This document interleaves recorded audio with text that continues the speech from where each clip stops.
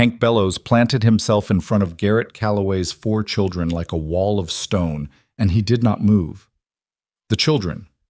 Clara at 11, the oldest, then Thomas, then little May, and finally Eli, who had just turned 6, had come to town to pick up the flour their father had finally scraped enough coins together to buy. That was all. Flour. 1 small sack of flour.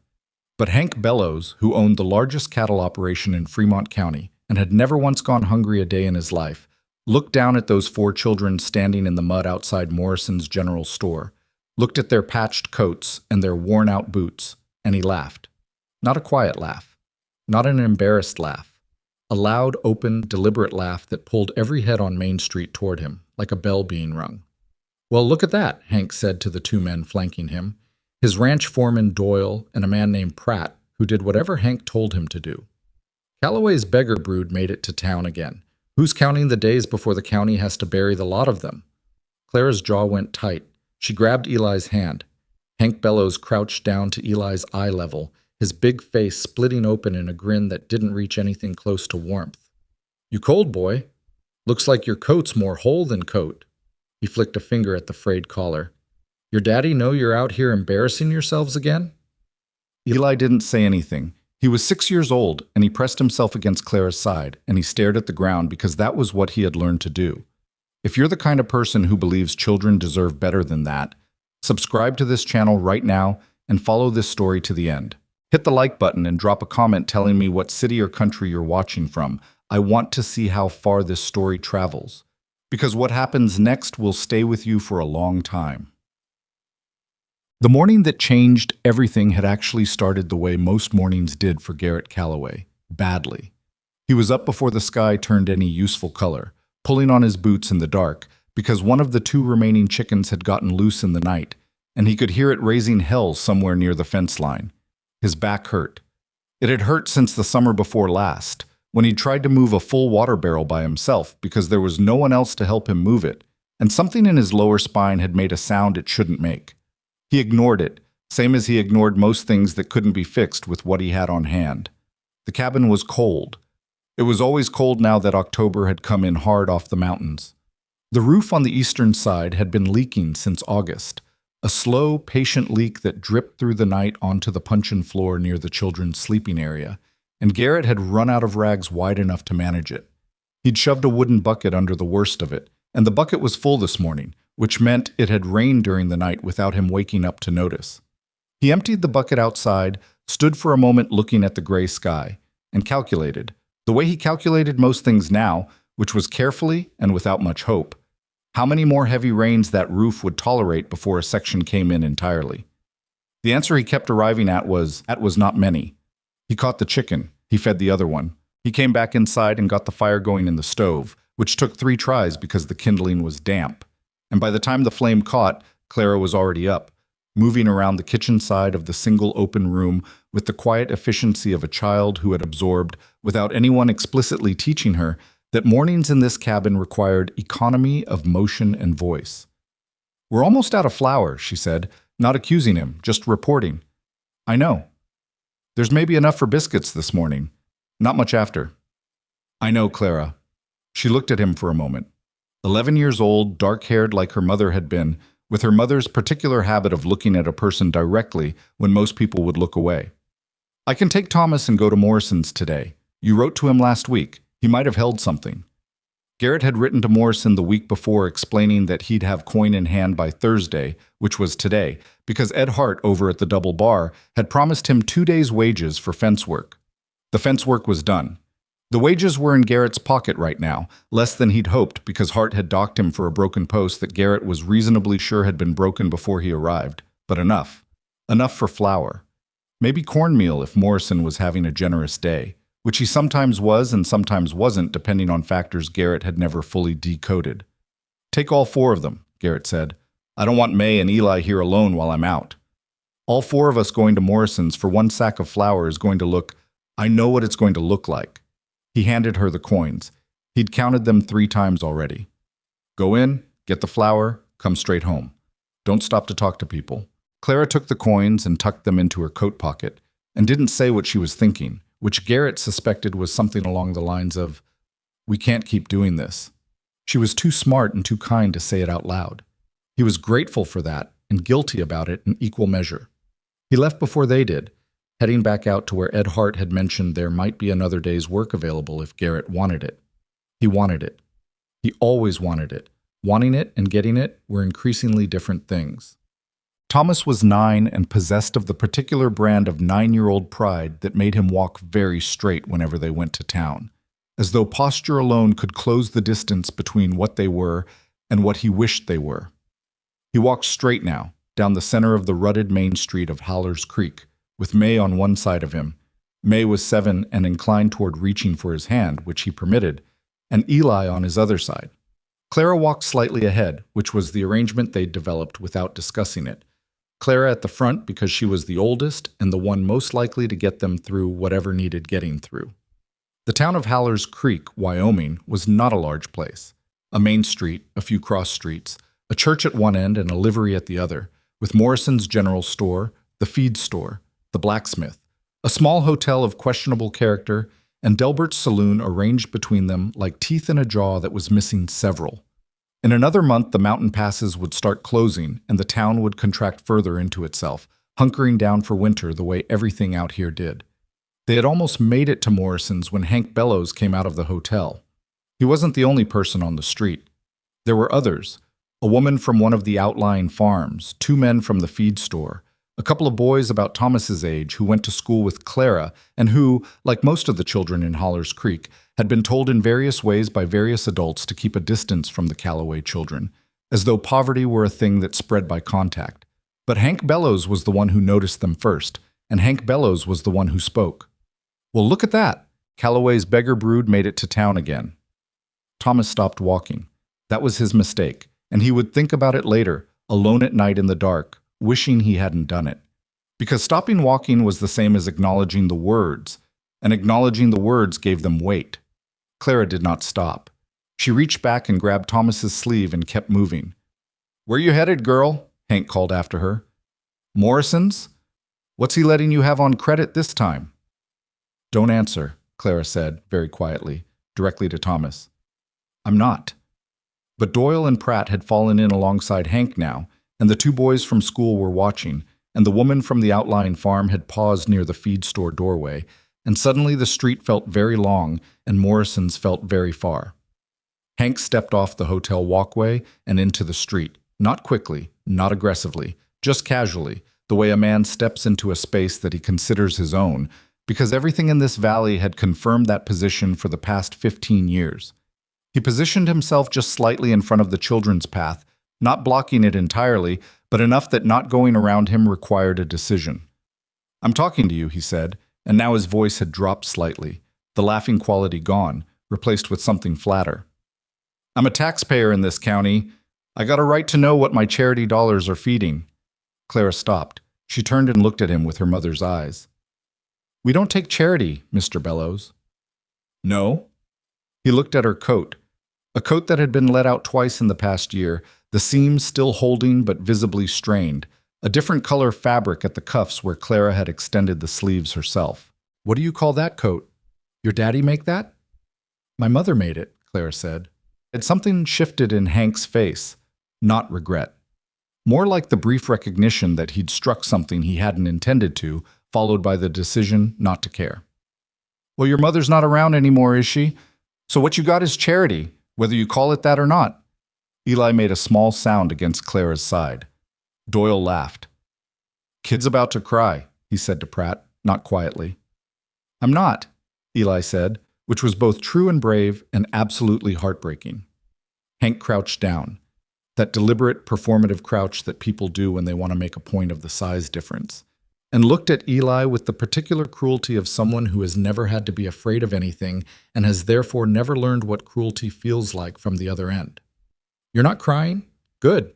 Crying won't fix a bad roof. Won't fix those boots either." He reached toward Eli's collar. Thomas stepped forward. He was 9 years old and not particularly large for his age, and he stepped forward anyway, planting himself between Hank Bellows and his little brother, and he said, "Don't touch him." Hank straightened up slowly. He looked at Thomas the way you look at something small that has surprised you. "That right?" "Yes, sir," Thomas said, He was shaking. He held it together. That's right. Hank looked at him for a long moment. Then he smiled. A wide, easy smile, the kind that made it worse, not better. You've got more spine than your father. He said it like a compliment. It wasn't. Your father cries about his situation to anyone who'll listen and then can't do a damn thing to fix it. At least you got some fight in you. He glanced at the boys watching from across the street. Too bad it won't be enough. That was when the woman appeared. She came from the direction of the boarding house, which was on the far side of Morrison's, and she was carrying something wrapped in a dish towel, something that was clearly warm, given the small curl of steam visible in the cold October air. She wasn't a woman anyone in Haller's Creek knew, which was apparent from the brief confusion that moved across Hank Bellow's face when he registered her presence, because Hank knew everyone in Haller's Creek. She was perhaps 28, slender, with dark red hair pulled back practically under a plain gray hat, wearing a coat that was good quality but not expensive, the kind of coat a person buys to last rather than to impress. She walked at a normal pace. She didn't seem agitated or hurried. She simply walked up to the group and positioned herself between the children and Hank Bellows with the same matter-of-fact certainty that Clara used when she placed herself between her siblings and whatever the world was currently throwing at them. She looked at Hank. He looked at her. I don't believe we've met, he said. We haven't. She looked down at Eli, and then at Thomas, and then at Clara and May, and then she crouched down. Not the performative crouching that Hank had done, but the actual functional crouching of someone who wants to look a child in the eye and be at their level doing it. And she said, You hungry? Eli looked at Clara. Clara looked at the woman. We're going to the store, Clara said. I know, I can see that. The woman unwrapped one corner of the dish towel, revealing a loaf of bread that was dark and dense and clearly still warm.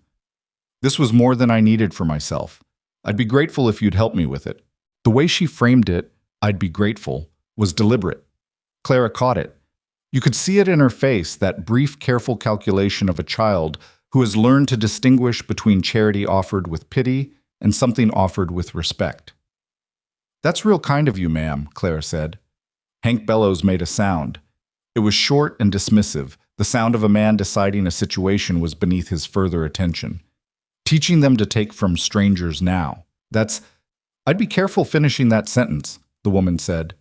She was still crouched down, still holding the bread toward Eli, but she tilted her face up toward Hank with a steadiness that was remarkable.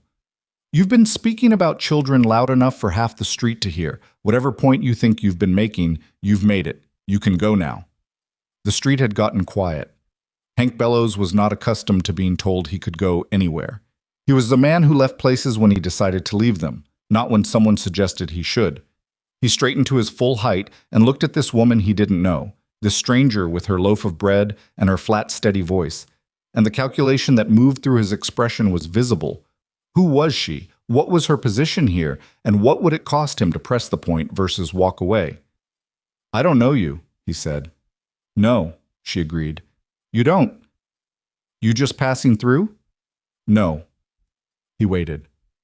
I'm the new school teacher, she said. Charlotte Hayes. I'll be teaching at the Haller's Creek Schoolhouse starting Monday. She looked at Clara. Which means I'll be seeing these children regularly. She looked back at Hank. So it's useful to have met Mr. Bellows, he said, and there was an edge in it now. Mr. Bellows. She said it neutrally, cataloging it. Then she looked away from him entirely and back at the children, a dismissal so complete it was almost physical. Hank stood there for another moment. Doyle and Pratt waited for his signal. The woman from the outlying farm watched from the feed store doorway. The two boys from school found something very interesting to look at on the ground. Hank turned and walked back toward the hotel. Doyle and Pratt followed him. Neither of them looked at the children again. Charlotte Hayes broke off a piece of bread and handed it to Eli, who took it with both hands and said, "Thank you, ma'am," with such careful gravity that it would have broken the heart of anyone watching. "You're entirely welcome," she said. She walked them into Morrison's. This was not something she had planned to do, or if it was, she didn't announce it as a plan. She simply fell into step beside Clara, and by the time they reached the door, it felt entirely natural, this stranger accompanying them as though she'd been coming to Morrison's with them for years. Morrison himself was a compact, careful man in his mid-50s who had operated the general store for long enough to have developed an expert's eye for the difference between a profitable transaction and an unprofitable one. He had extended the Calloway's credit twice in the past year and been repaid both times, slowly and in full, which had earned Garrett enough goodwill that Morrison didn't greet the children with open hostility. He greeted them with the particular neutral wariness of a man who liked Garrett personally but couldn't afford to run a charity. "Miss Clara," he said from behind the counter. He looked at Charlotte. "Ma'am." "Mr. Morrison." Charlotte set her remaining bread on the counter and looked around the store with the assessing interest of someone who intended to be a regular customer. "I'm Charlotte Hayes, new teacher. I'll likely be in regularly." "Good to know." He looked at Clara again. "Your daddy get that fence work at Hart's?" "Yes, sir. He said to tell you Thursday, and it's Thursday." Clara produced the coins. She set them on the counter one at a time, slowly, the way she'd counted them out of her pocket, organized, deliberate, nothing shameful about it. Morrison counted them. He nodded. "Flour and cornmeal," he said. "I'll give you the smaller grind on the cornmeal. It's better." "Thank you, sir." Charlotte, meanwhile, had moved along the counter and was examining a display of canned goods with the focus of someone who had just committed to a particular course of action and was thinking through the logistics. "I'll take 2 of these," she said, indicating a pair of tins. "And that." She indicated a small wrapped package of dried fruit. She looked at Clara. "What are your brothers and sister like for eating?" Clara blinked. "Ma'am?" "I'm asking what they like. Everyone likes something." "Eli likes anything sweet," Clara said after a moment. Thomas likes jerky, but that's fine." Charlotte looked at Morrison. "A piece of jerky, something real, not the shelf stuff." Morrison, who had been watching this exchange with the careful attention of a man revising his assessment of a situation, pulled a proper strip from behind the counter. "Came in yesterday," he said. Charlotte collected her purchases. She looked at the children. "I'd like to see where you live," she said, "if that's all right." Clara stared at her. "That's all right," May said from beside Thomas. May was 7 and had not entirely grasped the social convention that prevented one from saying obvious things out loud. Clara looked at her sister, then at Charlotte. "It's a fair walk." "I don't mind walking." The 4 children and the new schoolteacher walked out of Morrison's together, Clara carrying the flour, Thomas the cornmeal, Charlotte with her parcel of goods. The street was quieter now. Hank Bellows and his men were gone. The woman from the outlying farm had gone inside the feed store. The 2 boys from school were nowhere visible. Thomas, who had been very quiet since the encounter with Hank Bellows, quiet in the particular way of someone who has done something frightening and hasn't yet decided whether he's glad he did it, finally said, "That man, you told him to go." "I did," Charlotte said. "He didn't like that." "No, he didn't. He's the richest man in the county." "So I've been told." Charlotte looked at Thomas. "Does that change what he was doing?" Thomas thought about it seriously. "No," he decided. "No, ma'am, it doesn't." "Then it doesn't change whether he needed to be told." Thomas walked in silence for another moment. Then quietly, "My father's not a crier. What he said about my father, that's not true." "I know," Charlotte said. "I could tell." The cabin was worse than she'd expected. She kept this off her face. She was good at keeping things off her face, had learned it through years of navigating situations where her expression mattered more than her words. But she registered everything as they approached. The patchwork of the roof, the gap under the east eave, where you could see daylight from outside. The door that hung slightly crooked on its frame. The single window on the south side with a piece of oilcloth over the lower half where the glass had cracked and not been replaced. The children watched her look at it. "Daddy's going to fix the roof," Eli said. "He said." "I know he will," Charlotte said. "He fixed the fence at Mr. Hart's. He's good at fixing things." "I don't doubt it." She didn't go inside. That would have been too far, too fast, entering a man's home while he was away. The protocol of the frontier was specific about such things, and Charlotte Hayes understood protocols. But she stayed for a while in the area outside the cabin while Clara heated water on the outdoor fire ring, and Charlotte sat on a stump and listened to the children and looked at the structure around her with the careful attention of a woman making a plan. Thomas, who had been watching her look at the cabin, said, "You're thinking about something." I'm usually thinking about something. About the cabin? About what can be done with it, she said, which was honest and specific enough that he couldn't dismiss it as adult deflection. He studied her for a moment. You fixed up buildings before? I know people who have, and I know how to find people who know things I don't. Daddy tried. People don't... He stopped. People don't want to help someone who can't pay them back, Charlotte said. That's a real thing, but it's not the only reason people don't help. Sometimes they just haven't been asked right. Thomas looked at her with the skeptical, searching assessment of a 9-year-old who has already had enough disappointments to know that adults sometimes say things that sound meaningful and turn out to be nothing. How do you ask right? You give them a reason that's about them, not about the person who needs help. People don't help for pity. They help when they feel like what they're doing matters. Thomas absorbed this. We're not very important, he said, to most people. That's the part I'd push back on, Charlotte said. What you are or aren't isn't really the question. The question is what the community is. If Howler's Creek is the kind of place that lets 4 children go into winter with a leaking roof, that says something about Howler's Creek, most people, when you put it that way, don't want to be that kind of town. Clara, who had been listening from the fire while she managed the water, said carefully, most people in Howler's Creek have said some pretty clear things to us about what kind of town they are. Most people say things they'd be embarrassed by if they thought about them long enough, Charlotte said. Clara looked at her for a long moment. You don't know this place very well yet, ma'am. No, Charlotte agreed, but I'm going to. Garrett came home at dusk and found a woman he'd never seen sitting outside his cabin on the stump he used to split kindling, talking to his children, and it took him a moment to process what he was looking at because the image was far enough outside his normal experience that it required several seconds to resolve. The woman stood when she saw him coming. She didn't appear nervous. He pulled up short. He looked at his children, all 4 present, none obviously distressed, and then at her. Can I help you? My name is Charlotte Hayes. She said it the same way she'd said it to Hank Bellows, direct and without elaboration. I'm the new teacher. I met your children in town today. He took that in. His children looked at him with the particular collective expression they got when they wanted him to be okay with something but weren't entirely sure he would be. They bring you home? I asked to come. He looked at the small parcel sitting near the door, the canned goods and dried fruit she'd purchased at Morrison's. His jaw tightened.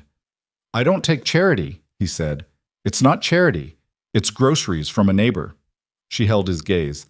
A neighbor who intends to be around for a while, so it's also an introduction. I don't have anything to give back. I didn't ask for anything back. Something moved in his face, a specific frustration, the kind that lives in a person for a long time and shows itself in small moments. I was 41 years old, and he had built this place from nothing and kept 4 children alive through a bad winter and a worse spring and a summer of drought, and he was tired in a way that had nothing to do with the hours of work he'd put in today, and everything to do with the accumulating weight of being the only person standing between his family and a very cold, very ungenerous world. What happened in town? He said. It wasn't a question. Clara said, Hank Bellows. Garrett's expression went flat in a way that was worse than anger. What did he say? The usual things, Clara said. Miss Hayes told him to leave. Garrett looked at Charlotte. The flatness in his expression shifted slightly, replaced by something more complicated. You told Hank Bellows to leave. I suggested it. He eventually agreed. Hank Bellows doesn't agree to anything he doesn't want to agree to. He didn't want a scene in front of the whole street any more than anyone else would. Charlotte's voice was matter-of-fact. He's a bully. Bullies choose targets that don't push back. Your daughter was pushing back just fine, but she needed someone to hold the line while she did it. Garrett looked at Clara. Clara looked at the ground. Not ashamed, just processing. He looked back at Charlotte. You said you're the new teacher. Yes, starting Monday. That's right. My children go to that school. He said it carefully, as though establishing a fact. Clara, Thomas. I know. Clara told me. Charlotte paused. They should all be going, Mr. Calloway. May's old enough. Eli's close. I know what age they are. I know you do. I wasn't suggesting otherwise. She held his gaze. I was suggesting that keeping them home because you're worried about the coat situation. I didn't say that. You didn't have to. She watched him. I'll have things at the school, extra materials, I won't call them charity clothes. Call them school supplies that happen to be warm. His jaw tightened again. I don't want my children taking... Your children are cold, she said quietly. I'm not trying to embarrass you. I'm telling you what I saw today and what I intend to do about it. The silence between them had a particular quality, the kind of silence that builds in a space where two people are each refusing to be the first to give ground, but where both of them know, separately, that the conversation isn't over. Eli, who had no sense of atmospheric tension, tugged Charlotte's sleeve. Are you going to come back? Charlotte looked down at him. Then she looked at Garrett. If your father thinks it would be useful, she said. Garrett looked at his son, then at the cabin. That involuntary glance that a person does when they're thinking about a thing they'd rather not think about, and then back at Charlotte. What is it you want exactly? He said. From us. Nothing from you, she said. With you, possibly. There are some things I'd like to talk to you about, but not tonight. You've had a long day, and so have I. She picked up her remaining bread. She'd left a portion with the children, Garrett could tell, and nodded at him once. I'll see you Monday, Mr. Calloway. She walked back down the trail toward the main road without hurrying. Garrett stood and watched her go. Then he looked at his children. Clara met his eyes with that steady, assessing gaze she'd inherited from her mother. Thomas was chewing the last of a piece of jerky with the careful focus of someone preserving the experience. May was already losing interest in the situation and watching something near the fence line. Eli was watching the direction Charlotte had gone. Well, Garrett said. She told Hank Bellows to go, Eli said. Just like that. She was right there and she just told him. You said. It was... Eli searched for the word. He wasn't scared. Garrett looked at the cabin, at the gap under the east eave that he could see from out here. At the bucket inside that was certainly full again from last night's rain. He looked at it all and he felt the familiar press of it, that specific, constant, shapeless exhaustion. And then he said, Get inside, it's cold. They went inside. He stood out there another moment, alone, looking at nothing in particular. Then he picked up Charlotte's parcel of groceries, which he'd left by the door, and he carried it inside with him. He didn't put it back outside. The school, when Charlotte arrived Monday morning to open it for the first time, smelled of dust and cold and the particular staleness of a building that has been closed and empty through a full summer and into fall. She spent the first 2 hours cleaning it, not in any ceremonial way, just systematically, because it needed to be done and she was the one who was there. She had 17 students enrolled, ranging from 6 to 15, from 8 different families. She learned their names one by one over the course of the morning, the way she always learned names, by finding the specific thing about each face that would anchor the name to it permanently. She was very good at names. The Calloway children arrived last. Clara came in first, with Thomas close behind her, and May holding his hand, and Eli pressing against May's side. The same arrangement they'd been walking in since, she suspected, not long after their mother died. They had clean faces. Their clothes were pressed, which meant Clara had heated a flat iron the night before and pressed them herself. They did not look wealthy. They looked taken care of, in a way that required specific and recent effort on someone's part. Garrett's effort. She recognized it. Clara met her eyes. Good morning, Miss Hayes. Good morning, Miss Calloway. You're in the 4th seat on the left. Thomas, 5th seat on the right. May and Eli, front 2 on the left. She said it without ceremony. They went to their seats. The other students watched them sit down, and Charlotte watched the watchers, assessed which ones were simply curious and which ones had absorbed the prevailing community opinion about the Calloway's worth, and made certain mental notes accordingly.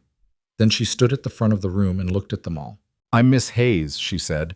I taught in 2 other places before this one. I'm going to tell you what I told the children in those other schools. I have one rule in this room and it covers everything. Treat every person in here the same way you would want to be treated on your worst day. That's it. Everything else, reading, writing, arithmetic, history, those are things I'll teach you. That rule is the one you already know. She held the silence for a moment. Any questions? Silence. Good. Let's start with reading. Thomas, in the 5th seat on the right, unclenched his hands where they'd been resting on the desk. Clara looked at the blackboard. Eli, in the front row, looked at Charlotte with the absolute, unblinking attention of someone who has decided, in the space of about 30 seconds, to trust a person completely. Charlotte began to teach. She would think about this day often, in the months and years that followed, the particular quality of the morning light through the single south-facing window, the smell of chalk and cold wood, the way the room sounded with 17 children breathing and shifting in their seats, the way Thomas sat up gradually straighter, a degree at a time, as the morning moved forward and no one said anything cruel. The way May laughed at a small joke Charlotte made about a spelling error, a real laugh, startled out of her, and then looked quickly around as if expecting to be reprimanded for it, and then slowly let the laugh stay. But that afternoon, after the students were dismissed, Charlotte sat at the teacher's desk and pulled out a piece of paper and began writing names. Not students' names. Adults' names. Every person she had met or heard about in the past week in Hollers Creek who had a skill with their hands, or a surplus of time, or a conscience that she suspected, based on available evidence, was not entirely comfortable with the current state of the Calloway cabin. The list was longer than she expected. She was still writing when the door opened and Garrett Calloway stepped through it, holding his hat in his hands. He looked at her sitting at the desk, at the list she was writing, and said, "My kids came home different today." Different how? Easier. He said it like he wasn't sure of the word. Thomas came home and he's been walking like he was bracing for something. Every time they come home from school, he came home today just walking. Charlotte set down the pen. He's a brave kid. He is. Garrett looked at his hat. I heard about, the other day, with Bellows. He stepped between Eli and Hank Bellows. I know. He did it before I got there. Garrett's throat moved. He's 9. I know how old he is. Silence. What's the paper? He said. She told him. He looked at the list for a long moment. You think those people will come, he said. Some of them will. Maybe more than you think. Why would they? It wasn't hostile. It was the question of a man who had genuinely stopped expecting people to show up for him, not from self-pity, but from experience. Because I'm going to ask them in a way that's about them, she said. What kind of place they want Hollers Creek to be. Whether they're the sort of people who let a family go into winter in a leaking house when there's lumber available and hands willing. Garrett was quiet for a moment. What if they say no? Then they say no and I find a different way. She met his eyes. I'm not going to let your children be cold this winter, Mr. Calloway. That is a decision I have already made. I'm telling you now so you don't feel like it's being done around you. He looked at her for a long time. You're a strange woman, he said. I've been told that. I don't mean it as an insult. I know. He turned the hat in his hands once. I'll be coming Saturday, he said, to do what I can myself if people show up. I don't want to be standing there watching other people fix my house. I was counting on that, Charlotte said. He nodded once, put his hat back on, and walked out. She looked at the list for another moment. Then she picked up the pen and kept writing. Outside, the temperature was dropping. The sky over the mountains had the low, heavy look of a sky that was thinking about snow. Down at the far end of Main Street, the lights in Hank Bellows' hotel room were visible through the window. Charlotte did not look in that direction. She had work to do. The list. Charlotte had written that afternoon at the teacher's desk, had 11 names on it by the time she stopped, and she studied it the way a general studies a map. Not with optimism, exactly, but with the particular clarity of someone who has already decided what needs to happen and is now working out the order of operations. She started with the ones she assessed as most likely, not the most powerful, not the most popular, the most useful, and the most likely to feel something when asked directly. Ruth Angler was first. Ruth was a widow, 63, who had lived in Hollers Creek longer than most of the buildings had been standing. She ran the boarding house where Charlotte herself was staying, and she had the particular quality of long-suffering competence that Charlotte recognized immediately as the kind of person who had done most of the functional work of a community for decades, while the men argued about who deserved credit for it. Charlotte had been in Hollers Creek for a week. She had watched Ruth repair a broken step on the boarding house porch, fix a jammed window, and talk a drunk man out of the saloon and back to his room with the patient efficiency of someone who had handled the same situation enough times that it no longer even surprised her. Charlotte knocked on Ruth's door Monday evening after Garrett had left the school. Ruth opened it and looked at her without particular surprise. I wondered when you'd get around to me, she said. You were first on my list. What list? Charlotte told her. Ruth was quiet for a moment. The Calloway cabin, she said. Yes. I've seen that cabin. My husband… She stopped. Her husband had been dead 9 years. My husband used to say that place was one hard winter away from coming down. That was 6 years ago. The roof is bad.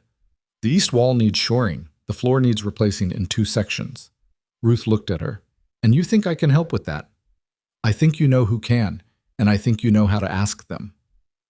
Another silence. Ruth's expression had the specific look of a person doing a calculation that had nothing to do with numbers. Hank Bellows isn't going to like this. I'm not asking Hank Bellows. No, but whatever you do in this town, he hears about it.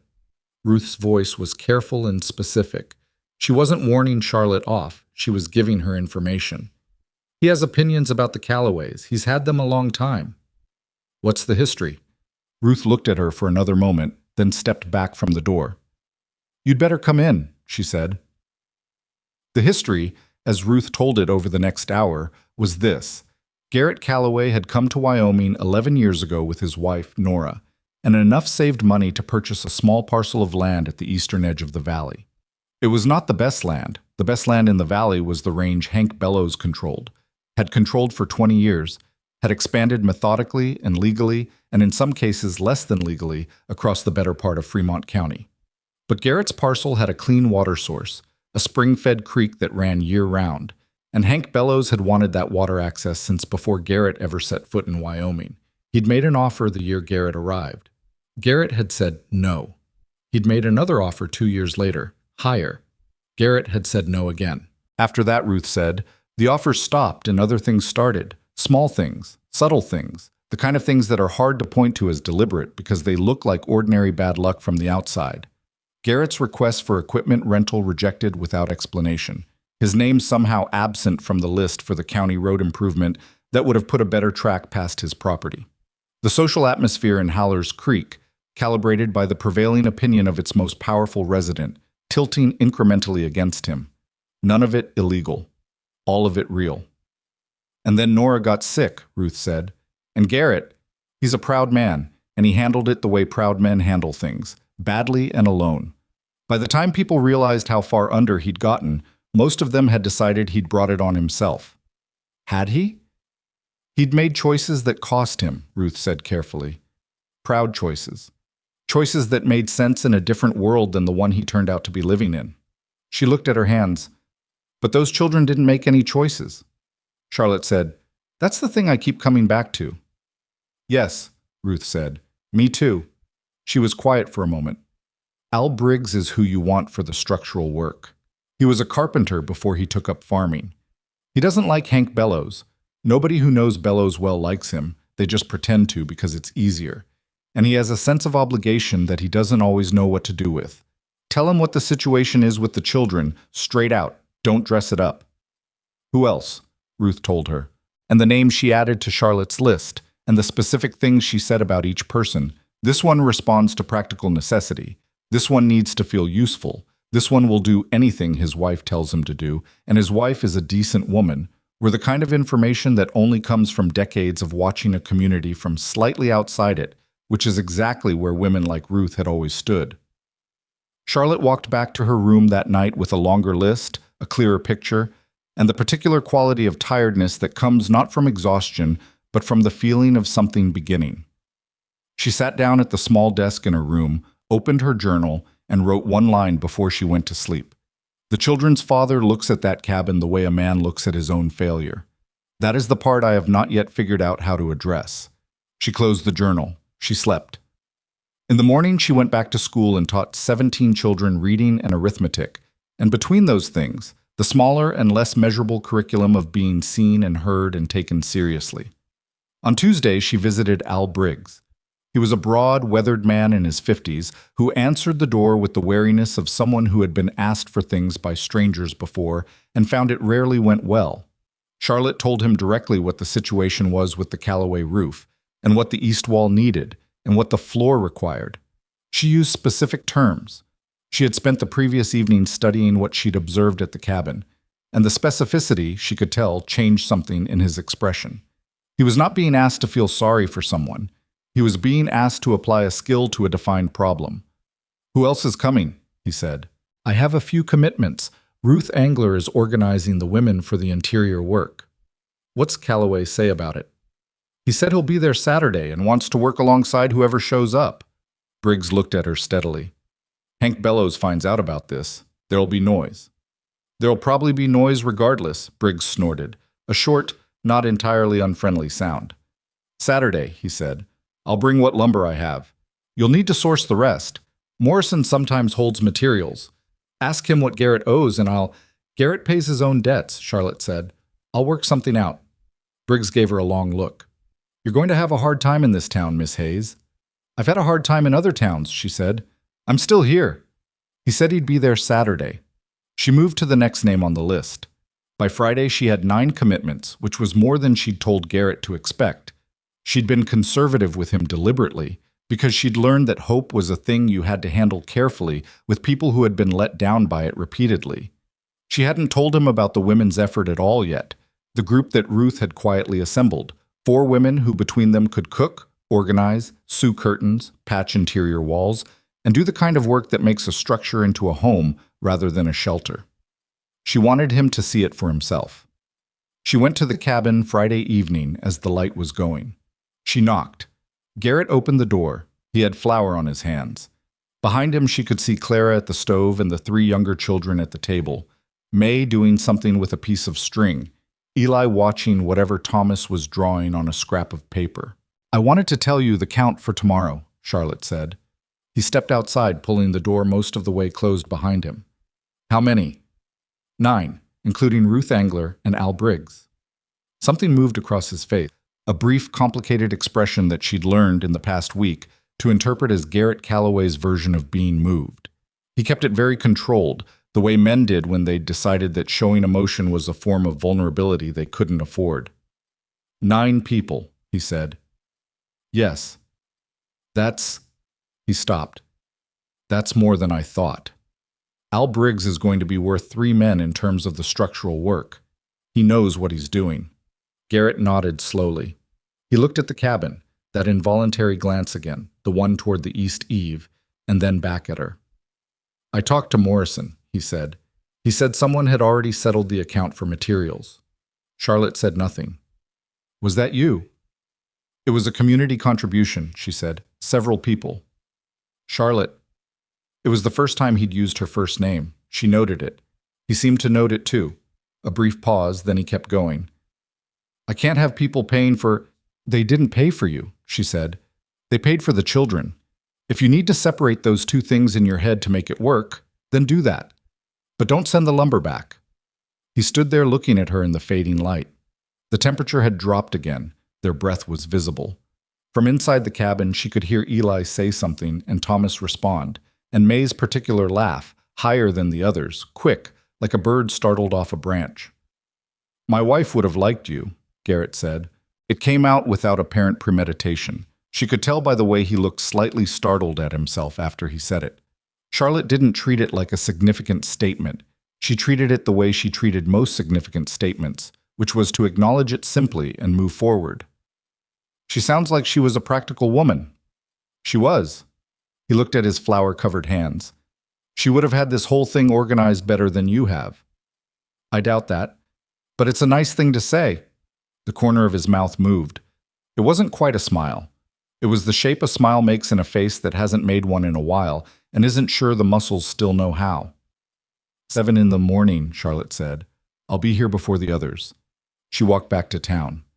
He went inside to his children. Saturday arrived cold and bright, the sky the particular hard blue of a Wyoming October morning when the air is clean enough to cut glass.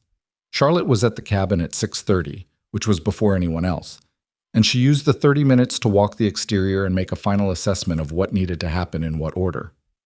Garrett was already up. Of course he was. He came out when he heard her, and they stood together looking at the roof without speaking for a moment, which was the kind of silence that doesn't require management. "Briggs will want to start with the east section," Garrett said. "That's the worst." "That's what I thought too." "The floor. The bad section is near the east wall, which makes sense because that's where the leak's been going. You fix the roof first, then the floor makes sense." "Yes." He nodded. He looked like a man who had spent the night deciding to let something happen and was now committed to the decision, even if it still cost him something to hold to it. Al Briggs arrived at 7, as promised, with a wagon carrying lumber and tools and a younger man Charlotte hadn't met. His nephew, who said almost nothing but worked with the same quiet efficiency as his uncle. Ruth came with 2 other women, Helen Prater, whose husband ran the feed store, and who had the capable, no-nonsense manner of someone who had helped build their own house, and saw no reason why helping with someone else's should be remarkable. And a younger woman named Dora, who was perhaps Charlotte's age, and had recently lost her own husband to a riding accident, and was, Charlotte suspected, here partly for the work, and partly because she needed to be somewhere that wasn't her own grief for a few hours. Then 4 more men came, men Charlotte had spoken to during the week, men whose faces she'd read carefully, and whose yeses she'd taken seriously, but not entirely for granted. They were there. She released a specific tension she'd been carrying since Wednesday. Garrett shook hands with each of them. It was a careful handshake. Not warm, not cold, something in between. The handshake of a man who is grateful and doesn't know how to show it without feeling like it diminishes him. Charlotte watched him do it and understood the difficulty and said nothing about it. Clara appeared at the cabin door. She looked at the assembled group and her face did something remarkable. Not relief exactly, because relief implies you were afraid, and Clara Calloway worked very hard not to be afraid, but something under relief, something that lived beneath the controlled surface she'd maintained since she was old enough to understand that she was the oldest, and the oldest couldn't afford to come apart. She looked at Charlotte. Charlotte gave her a small nod. Clara disappeared back inside. The work began. Briggs went up on the roof with his nephew and Garrett, and Charlotte stayed on the ground and did what she did best. Coordinated, managed, kept the different efforts from tangling with each other. Helen and Dora went inside with Ruth, and within the first hour the sounds coming from inside the cabin were the sounds of furniture being moved and floors being assessed, and women's voices doing the particular kind of steady, productive talking that is a specific form of communication entirely separate from social conversation.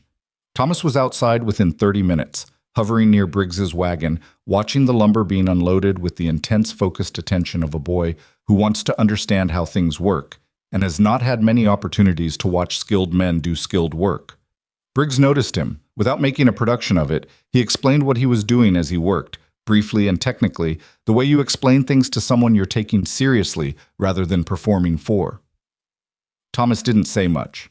He listened with the focus of someone memorizing. May took Eli and sat near the fire ring that Garrett had going, and Charlotte observed, from the corner of her attention, that May had developed a particular way of managing Eli. Not quite mothering him, because Clara did the mothering, but a specific companionship that was its own form of caretaking. Eli seemed comfortable in it. The first thing that went wrong happened about 2 hours in. One of the roof sections was worse than Briggs had assessed from the ground. A full section of the decking had rotted through, not just the shingles, which meant the framing beneath needed to be examined and potentially replaced as well. Briggs came down from the roof and told Garrett, and the 2 men stood together looking at the additional lumber that would be required, which was more than what Morrison had released. "I've got some pieces back at my farm," Briggs said. "Been sitting in the barn. Wasn't planning to do much with them before spring. I'll need to figure out how to pay you for—" "They're sitting in a barn," Briggs said flatly. "They're not paying me anything. I'll send my nephew back for them." Garrett's jaw tightened in that way it did. "Al." "Don't," Briggs said. "I know what you're going to say, and I know why you're going to say it, and I'm telling you, the lumber is sitting in a barn. You want to pay me back someday? Come help me with my fence line in spring." He looked at Garrett steadily. "I've been meaning to ask you anyway. You're good at fence work. Hart says so." Something passed between them. A particular kind of communication that Charlotte recognized from watching men negotiate around pride, which was different from the way women negotiated around it. Not better or worse, but organized differently. The offer of the future fence work was real, but it was also a structure that allowed Garrett to receive without feeling like he was receiving. Briggs had constructed it carefully. "Spring then," Garrett said. "Spring," Briggs agreed, and went to send his nephew for the lumber. Charlotte went back to what she was doing.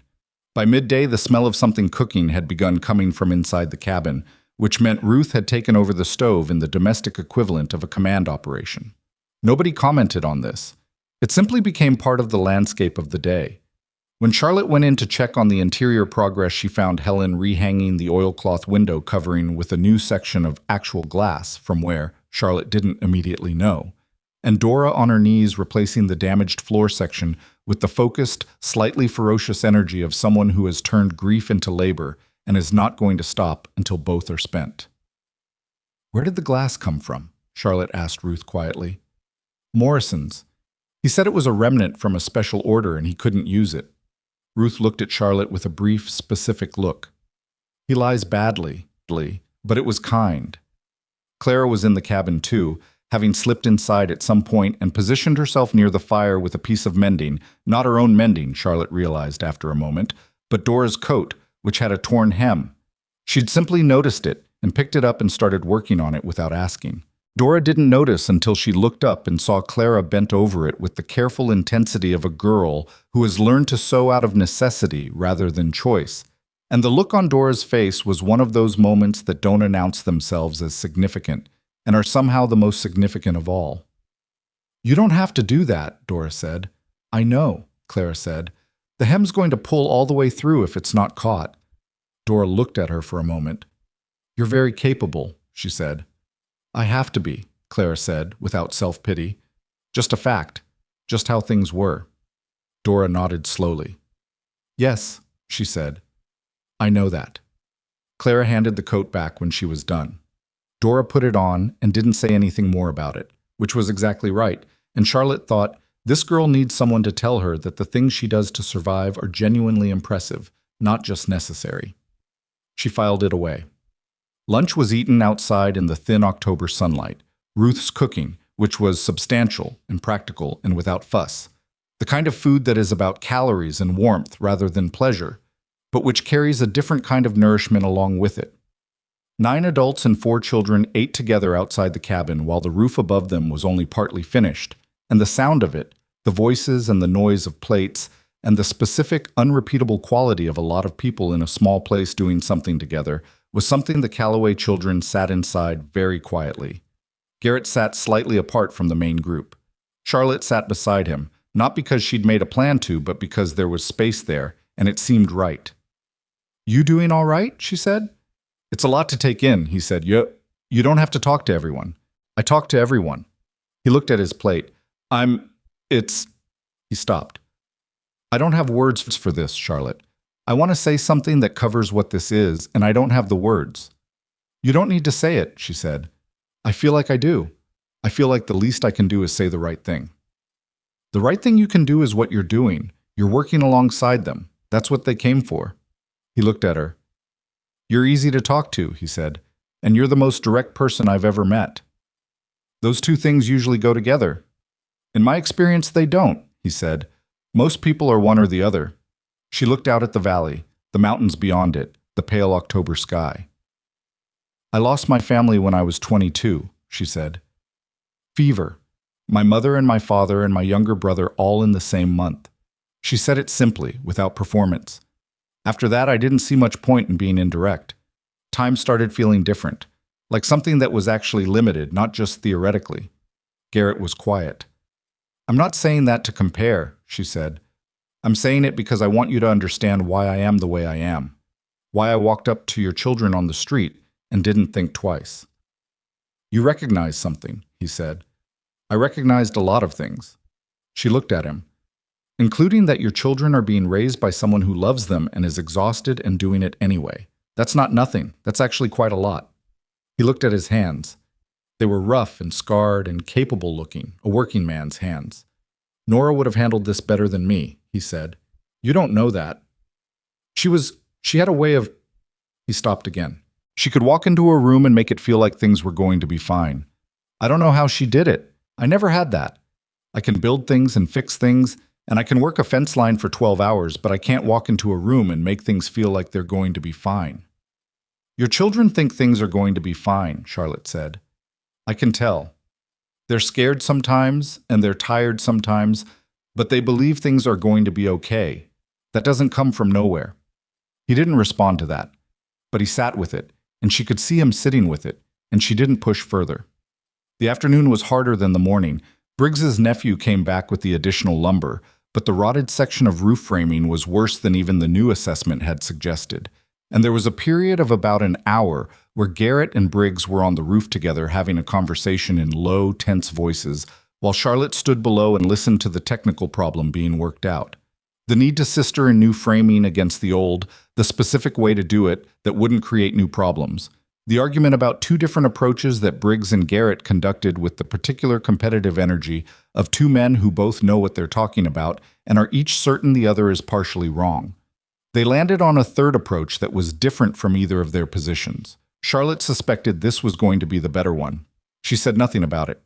Eli came and stood beside her while she watched. "Is the roof going to be okay?" he said. "Yes," she said. "They're working out the best way to do it." "Is my daddy good at this stuff?" "Your father knows what he's doing," she said. "He's been living in that cabin a long time. He knows where every problem is. That's useful." "Mr. Briggs seems to know things too." "He does." Two people who both know things usually figure out something better than either one would alone. Eli considered this. He was a 6-year-old who thought in a more organized way than most 6-year-olds she'd met, probably a consequence of growing up in a household where thinking carefully about things was a form of survival. "Miss Hayes," he said. "Yes." "Are you going to keep coming here after the house is fixed?" Charlotte looked down at him. He was watching her with the direct, unselfconscious attention of a small child who has not yet learned that certain questions are dangerous to ask. "I'm going to keep teaching school," she said, "so I'll keep seeing you there." "That's not the same as coming here." "No," she agreed. "It's not." He looked at the cabin. "I think my daddy likes talking to you," he said. "He talks different when you're around." "Different how?" "Like he's not—" Eli made a small gesture with one hand, a gesture that was remarkably expressive for 6 years old. "Like he's not holding something." Charlotte looked at the roof, where Garrett and Briggs were working the new framing into place, the sound of hammers steady and purposeful in the cold air. "That's a perceptive thing to notice," she said. "Clara said the same thing," Eli said. "She said you're the first person in a long time who talks to Daddy like he's regular." Charlotte considered that for a moment. "Like he's regular," she said.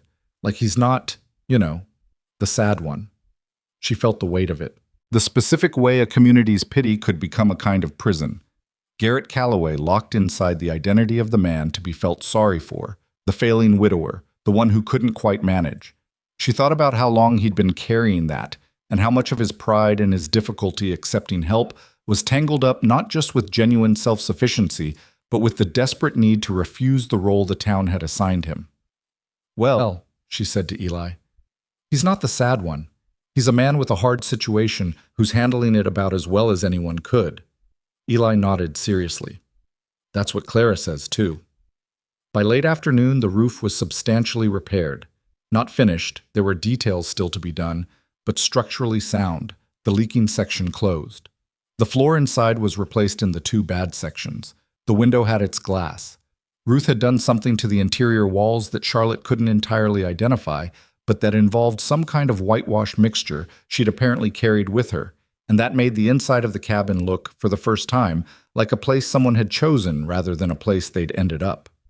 The workers began to gather themselves to leave in the specific way that people do at the end of a shared effort, the gradual drift toward coats and tools, the particular warmth that exists between people who have worked alongside each other on something real. Garrett shook hands again with each of them, and this time the handshakes were different, less careful, more genuine, the handshake of a man who has worked alongside people all day and no longer feels the formality of the morning's arrangement. Briggs was last. He stood for a moment looking at the east wall of the roof. "Need to come back and finish the south corner," he said. "I'll do it next weekend if the weather holds." Garrett said, "I'll provide the lunch." "Deal," Briggs said. He drove his wagon back toward town.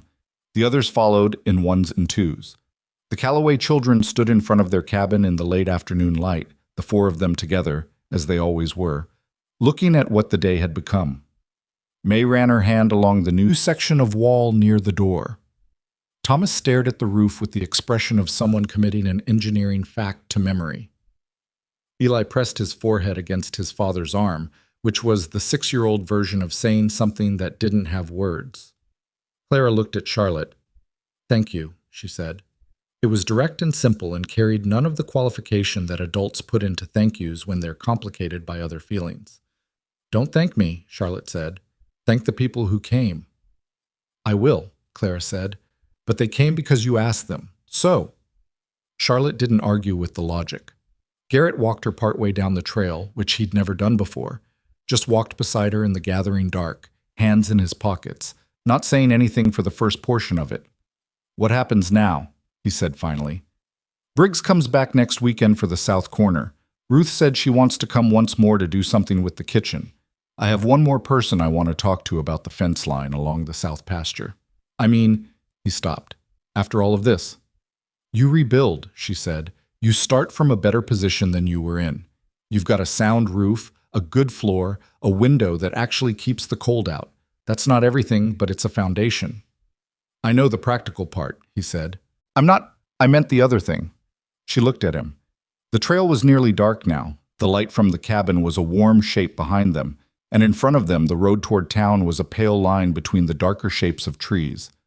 "The other thing," she said. "You being here," he said. He said it without looking at her, looking at the road instead. "The kids, they've changed since you came, even in 1 week. Thomas came home Monday and he was himself. I haven't seen him be himself since Nora got sick." Charlotte was quiet. "I don't know how to ask what I want to ask," he said. "You don't have to ask anything right now." "I feel like I should." "Why?" He finally looked at her. In the near dark, his face was all strong lines and shadow, and that specific exhausted quality that had been there since she met him. But underneath it, something else. Something that was neither hope nor despair, but something uncertain and alive between them. "Because things are changing," he said, "and I don't want to be the last one to understand what they're changing into." "They're changing into something better," she said. "That's what I know right now. The rest of it," she held his gaze, "the rest of it doesn't have to be decided tonight." He nodded slowly. He looked at the cabin again, at the light in its window, at the shape of his children's shadows moving inside. "I'll be at school Monday," he said. "I want to talk to you about May. She's smart. Clara says she's the smartest of the 4. "She's remarkable," Charlotte said. "She doesn't know it yet." "She's starting to," Charlotte said. "Give it time." She walked the rest of the way to town alone, in the dark, under a sky full of more stars than she could count, and thought about the way Eli had described his father, like he's not holding something, and about the list she still had in her pocket with 2 names unchecked, and about the fact that Hank Bellows had been conspicuously absent from the conversation in Howler's Creek all week, which meant either he didn't know what had happened today, or he was deciding what he thought about it. She suspected it was the latter. She suspected Hank Bellows knew most things that happened in this valley, and she suspected that the fact that 9 people had shown up at the Calloway cabin on a Saturday had been reported to him before the day was done. She walked into the boarding house. Ruth was at the front desk, which was unusual for this hour. "He knows," Ruth said without preamble. Charlotte hung up her coat. "I expected that." "He's not happy." "I expected that too." Ruth looked at her steadily. "He's going to do something about it, Charlotte. You should know that. It's not going to be Hank Bellows standing outside the store making comments about patched coats anymore. When Hank Bellows decides something has gone wrong, he acts." Charlotte thought about Garrett's voice in the near dark. "Things are changing. I don't want to be the last one to understand what they're changing into." "Then we'd better be ready," she said. "We," Ruth said. It wasn't a question. It was an observation about a word Charlotte had just used, about what it implied. "We," Charlotte confirmed. She went upstairs and changed out of her work clothes and sat at the small desk in her room and opened her journal and wrote, "The roof is sound. The floor is sound. The window is glass. Bellows knows." Bellows. Ruth says he'll act. He may be right to think this changes things. It does change things. The question is whether it changes them enough and fast enough, and in the right direction before he can reverse what's been done. She wrote one more line. "Garrett Calloway's son told me his father talks differently around me, like he's not holding something. I've been thinking about that all day." She closed the journal and did not look at it again that night. Hank Bellows made his first move on a Tuesday. He didn't come himself. That was how Hank operated. Charlotte had already learned this from Ruth, from the specific way Ruth talked about him, The careful precision of a woman who had watched a powerful man work for 20 years and understood the mechanism. He sent Doyle, his foreman, who walked into Morrison's general store at mid-morning when Charlotte happened to be there purchasing chalk and 2 new primers for the school, and Doyle positioned himself at the counter with the practiced casualness of a man delivering a message he's been told to deliver as though it were casual. "Morrison," Doyle said. He didn't look at Charlotte. "Mr. Bellows wanted me to pass along that he's heard there's been some charitable work going on out at the Calloway place." Morrison set down the chalk he'd been wrapping. He looked at Doyle with the careful neutrality of a shopkeeper who understood that his livelihood existed within the radius of Hank Bellows's opinion. "That's so." "Materials and labor," he heard. He wanted to know if the materials came through here. "I sell materials to anyone who asks," Morrison said. He's not disputing that. Doyle's voice was smooth and patient, the voice of a man who'd had this kind of conversation many times and knew the rhythm of it. "He's just noting that the Calloway family has an outstanding reputation for not being able to meet their obligations. He'd hate to see a businessman like yourself caught short." Charlotte set down her list and turned to look at Doyle directly. "The materials were paid for," she said, "in full, at the time of purchase." Doyle looked at her, that slow, assessing look he'd had outside the hotel the first day, the look of a man calibrating how much resistance a situation contained. "Miss Hayes." "Mr. Doyle. This is a business conversation between—" "I was present for the transaction," she said. "I can tell you exactly what was purchased and what was paid. Would that be useful to Mr. Bellows?" Doyle smiled. It was a particular kind of smile. Not warm, not aggressive, somewhere in the practiced middle. "Mr. Bellows is just looking out for the community's interests. He's a generous man. He funds the church roof last year. He's contributed to the schoolhouse fund. He has a stake in seeing this valley thrive." "He also has a stake in the Calloway water rights," Charlotte said, "which I understand he's been trying to purchase for 11 years. The smile stayed in place, but something behind it changed. "I don't know where you heard that." "People talk," she said. "It's a small town." The silence in Morrison's had the specific quality of a held breath. Morrison himself was looking at a spot on the counter that didn't require looking at. Doyle and Charlotte looked at each other across a distance of about 8 feet, and what moved between them was the clear mutual recognition that the easy part of this was over. "You're new here," Doyle said finally. The smile was gone now. His voice was still level. "You've been here less than 2 weeks. You don't know how things work in this valley." "I'm a fast learner," Charlotte said. Doyle nodded. A single, slow nod, the kind that means noted rather than agreed. He looked at Morrison. "You tell Mr. Bellows what he needs to know." He said it as though the conversation with Charlotte hadn't happened, which was its own kind of statement. Then he walked out. Morrison released a breath. He finished wrapping the chalk and pushed it across the counter. "That's going to come back around," he said quietly. "I know," Charlotte said.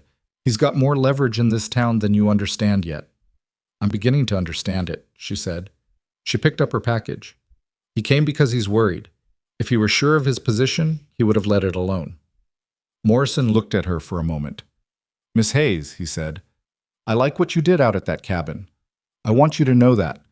But there are people in this town who are tied to Hank Bellows in ways that aren't—" He stopped. "Aren't easy to get out of. And when he decides to apply pressure, it doesn't always look like pressure from the outside." "I understand," she said. "Thank you for telling me." She walked back to the school. She taught reading until noon, arithmetic after lunch, and spent the last hour of the school day watching her students with the particular alertness she now maintained around the children who came from families with ties to Bellows. Watching for the small signs of shifted behavior, the slight withdrawal, or the sideways look that would tell her the pressure was already moving at the level of households and dinner tables. What she noticed instead surprised her. Thomas Calloway, in the 5th seat on the right, was explaining a long division problem to a boy named Peter Heller, whose father worked Bellows's ranch. Not because Charlotte had asked him to. Because Peter had been stuck on the same step for 20 minutes, and Thomas had noticed and leaned across the aisle and said, she'd caught the beginning of it, "You're carrying the wrong number. Here, look." Peter Heller looked at what Thomas showed him. Then he worked the problem and got it right, and the expression on his face was simple, uncomplicated relief. Neither of them looked around to see if anyone was watching. They were just 2 boys, one who understood something and one who needed to, working it out between them. Charlotte wrote nothing about it in her journal that night. Some things don't need to be recorded to be known. The second move Hank made came 4 days later, and it was more direct. On Saturday morning, the second Saturday, when Briggs had promised to return to finish the south corner of the roof, Charlotte arrived at the Calloway cabin at her usual time to find Garrett already outside and not working. He was standing near the fence line, and the quality of his stillness told her something was wrong before she reached him. "Briggs sent word," he said. "He's not coming." She stopped beside him. "What happened?" "His nephew came by this morning. Said Briggs had a problem at his farm. Something with his east pasture fence, a section came down and he can't leave until it's repaired." Garrett's voice was flat in the way that meant he was working to keep it that way. "His nephew said it's a bad break. Looks like it might have had some help coming down." Charlotte looked at the south corner of the roof. The unfinished section was visible, not catastrophic, but enough to let in wind and eventually water. "Is Briggs all right?" "He's fine. Property's fine. It's just convenient." He said the last word with a specific weight. "Yes," she said. "It is." "Two of the other men I've seen this week have gone quiet. Ed Hart. I was supposed to have another 2 days at his fence. He sent word that he doesn't need me after all." He looked at her. "You know what this is." "I know what this is." "He's pulling the rope," Garrett said. "That's what he does. He doesn't fight you directly. He just tightens things. Until the people around you have to choose between you and him."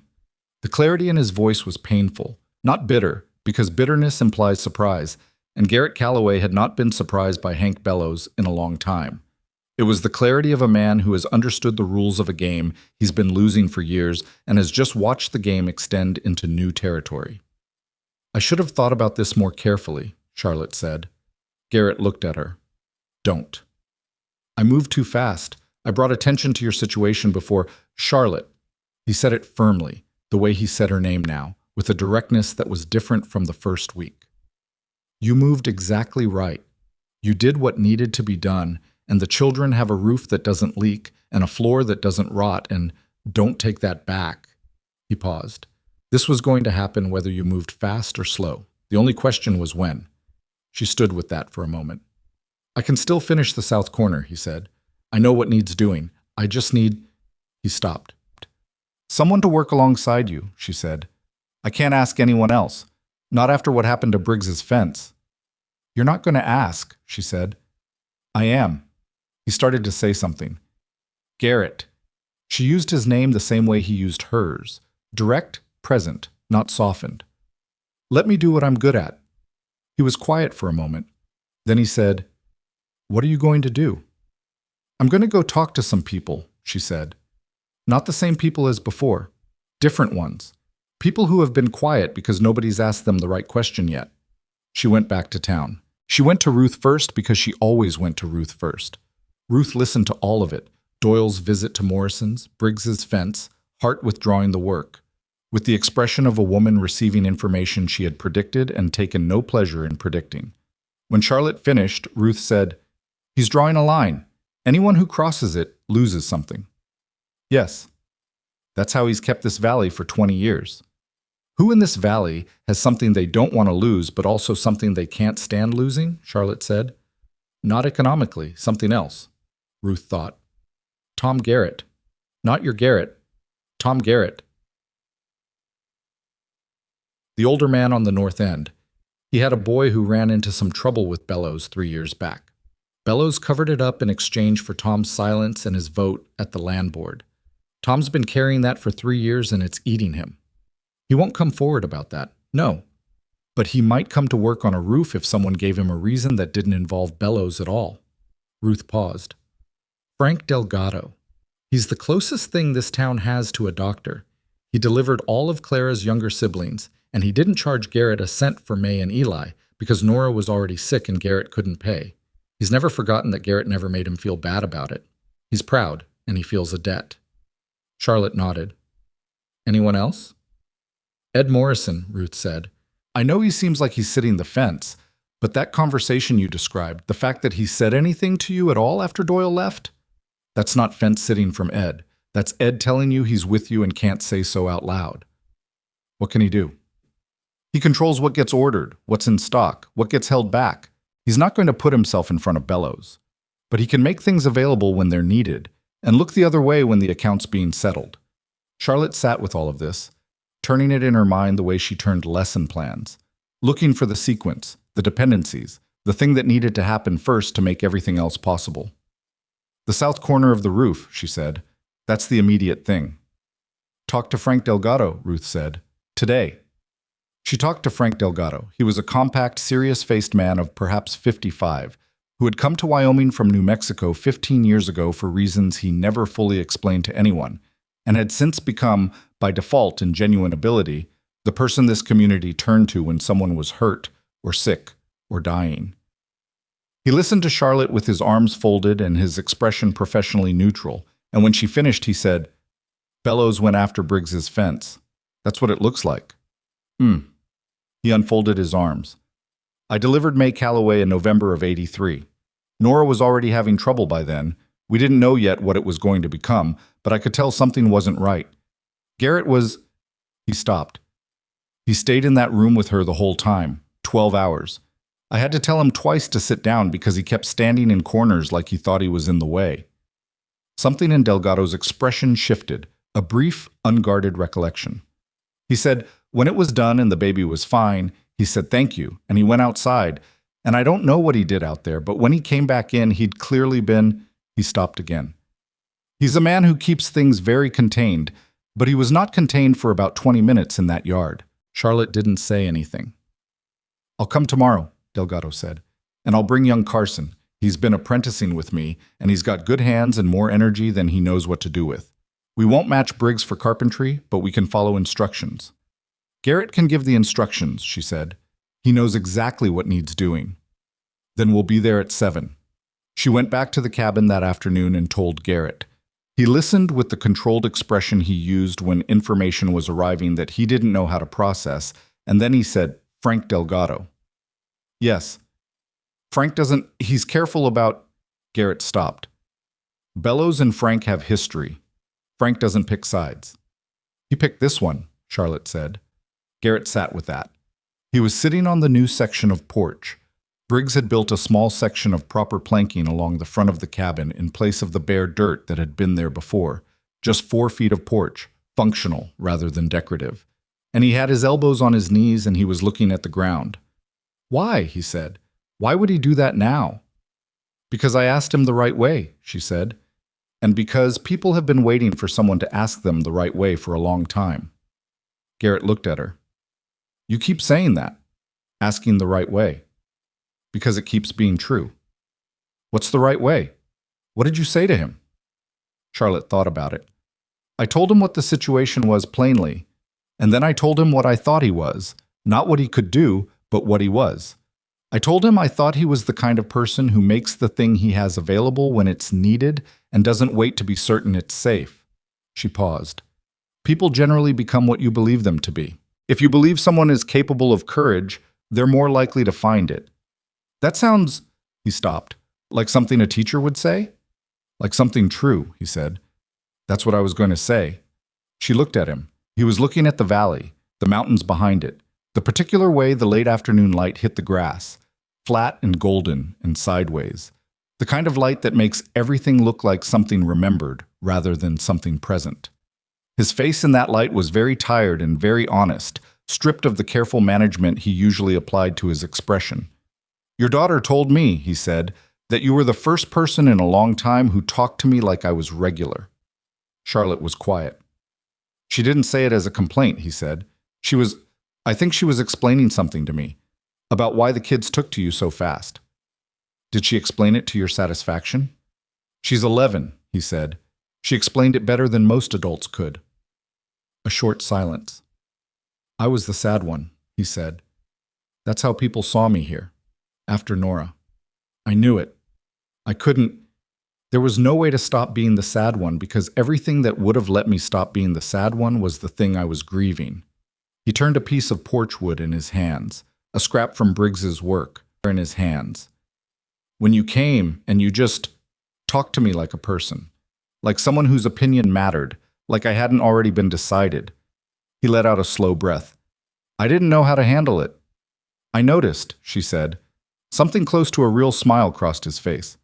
Was I rude? You were guarded, she said. That's different.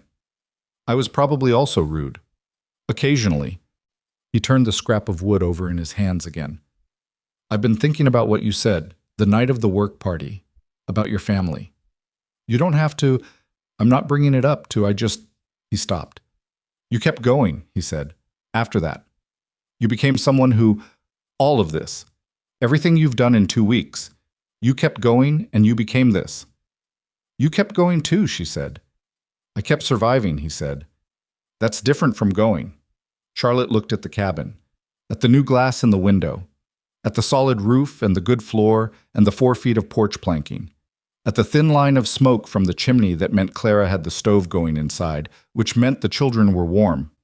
Maybe, she said. But your children are going, and they learned that from somewhere. He didn't answer that.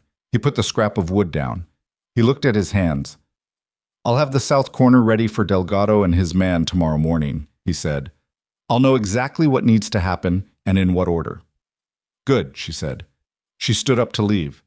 He stood up at the same time, which meant they were suddenly at the same level, close enough that the social distance required a specific management neither of them had anticipated.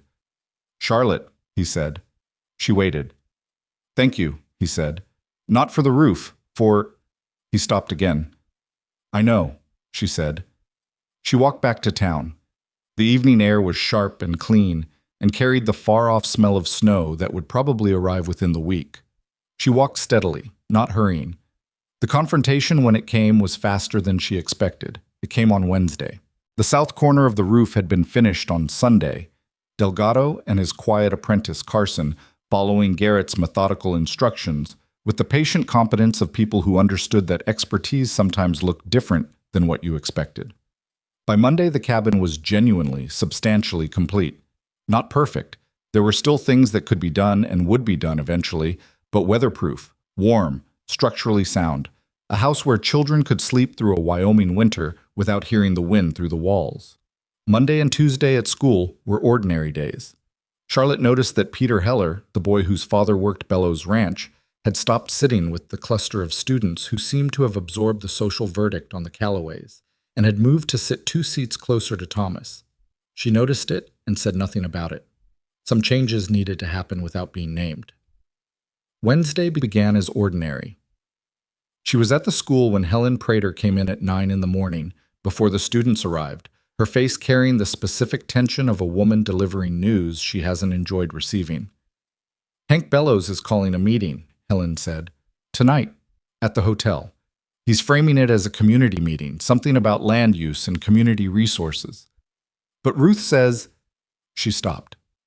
Ruth says it's about us, Charlotte said, about what's been done at the Calloway property. He's been talking to people all week. He's saying the community was manipulated, that you... Helen pressed her lips together. He's saying you came into this town and used people's goodwill to benefit a man who hasn't earned community support, and that the precedent it sets is dangerous.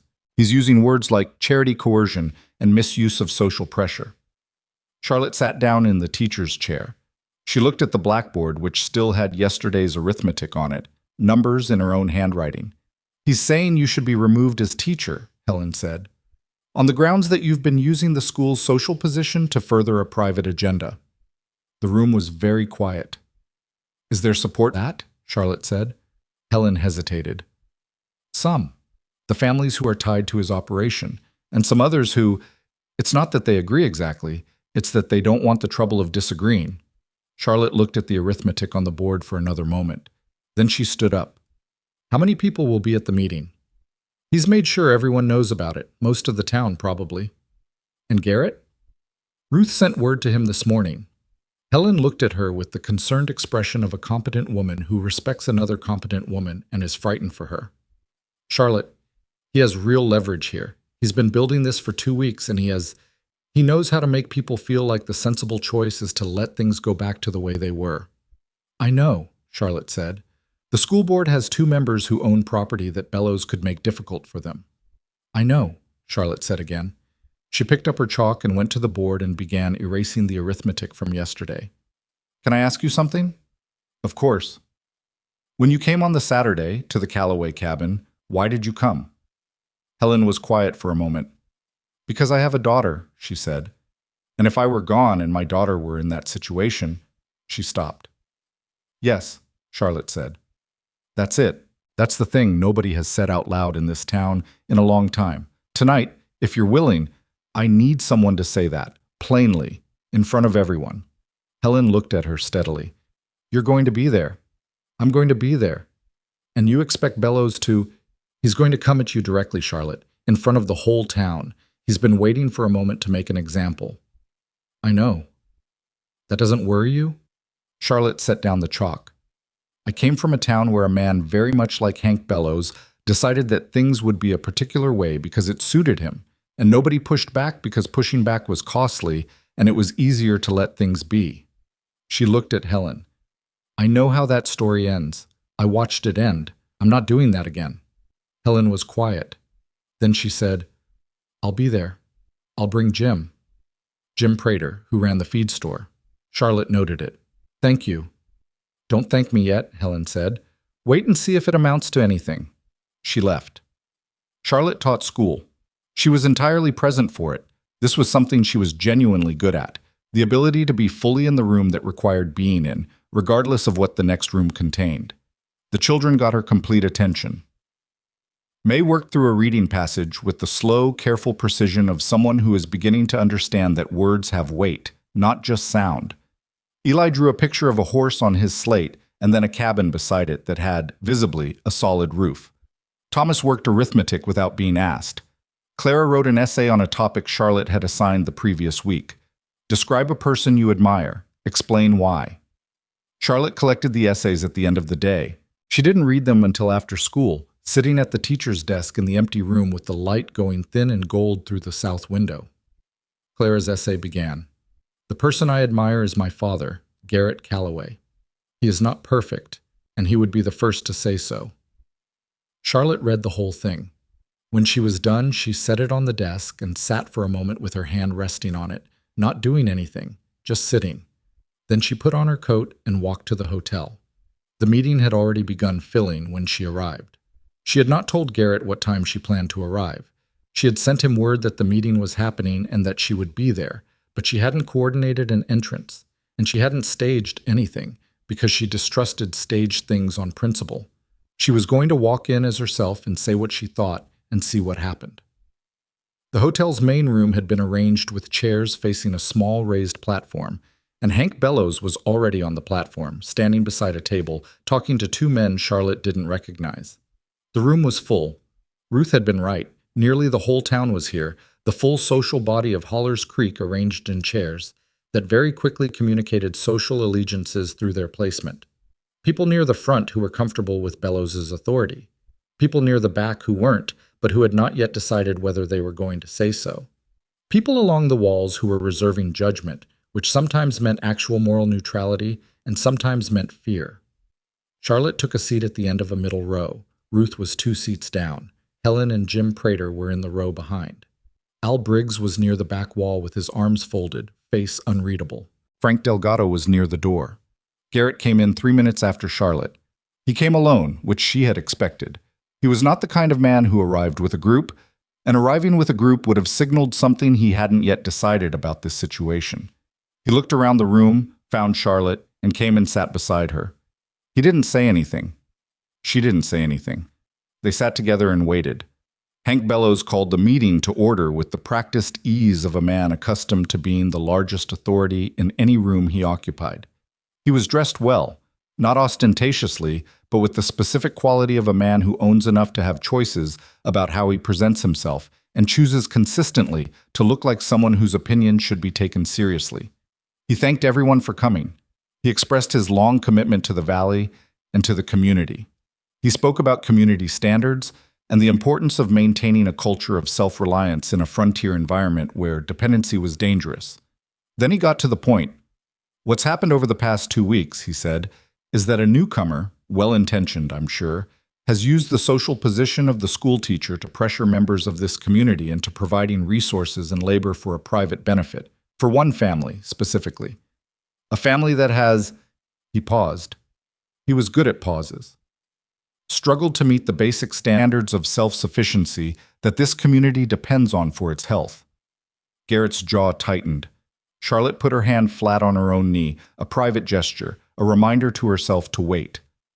The concern, Bellows continued, is not with any individual. It's with the precedent. If we establish that the school teacher's social authority can be used to direct community resources to favored parties, another pause. We've changed what kind of community this is. What kind of community is it now? Charlotte said. The room went still. Bellows looked at her with the expression of a man who had been waiting for exactly this and was pleased it had arrived on schedule. Miss Hayes, I'm glad you're here. I'm sure you are, she said. She stood up. Not dramatically, just stood so she could see the room and the room could see her. I'd like to respond to what you've said, if that's permitted. This is a community meeting, Bellows said.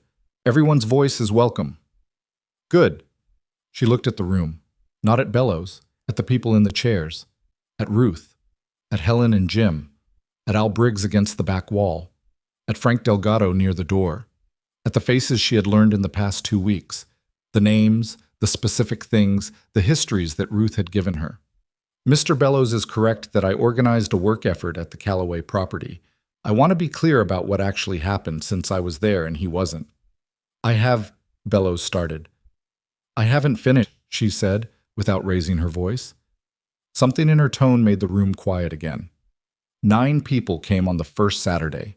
They came because I asked them to and because they chose to. Nobody was coerced, nobody was pressured. I explained the situation, a leaking roof, a family going into winter without adequate shelter, and asked if people would be willing to help. They said yes. That is what happened. The situation of the Calloway family, Bellows said, is a consequence of choices that the children didn't make choices, Charlotte said. The room shifted. She felt it, a physical thing, the quality of attention in the room changing, the specific charge of a truth that has been said that everyone already knew, but that has not yet been said out loud in this particular configuration.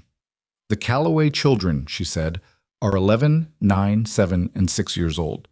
They have a leaking roof through no decision of their own. They have been called the beggar brood on the main street of this town, in front of witnesses, by an adult man who found that appropriate. She looked at Bellows when she said this, didn't look away. I want to ask everyone in this room a direct question, and I'd like a direct answer. If your children were in that cabin, if it were your family, what would you want this community to do? Silence. Mr. Bellows has been a generous contributor to this community, she said. I've heard that. The church roof, the schoolhouse fund, those things are real. I'm not disputing them. She let that sit for exactly the right amount of time. I'm asking whether generosity should be administered only to people Mr. Bellows has decided deserve it. Because if that's the standard, if one man's opinion about a family's worth determines whether their children sleep warm, then I'd suggest we should say that plainly instead of dressing it up as a principle about self-reliance. Bellows said, You don't understand how I'd like to speak, said a voice from behind Charlotte. Helen Prater. Standing up, 2 rows back, Jim beside her. Her voice was steady. I came to that cabin on a Saturday because I thought about my daughter. That's all. My daughter is 8 years old. If she were in that situation, motherless, cold, going into a Wyoming winter in a leaking house, I would hope that someone in this community would show up. She paused. I didn't come because Miss Hayes pressured me. I came because she asked me a question and I knew the answer. Silence. Al Briggs said from the back wall, without moving, I came because the work needed doing and I had the skill to do it. That's enough reason for me. Doyle, somewhere near the front, said something low and sharp that Charlotte couldn't hear clearly, and Bellows made a small gesture that meant wait. His expression had the specific controlled quality of a man recalculating. Then Garrett stood up. He stood up slowly, the way he did everything, without drama, without announcement, just standing because it was time to stand. He was not a man who made speeches.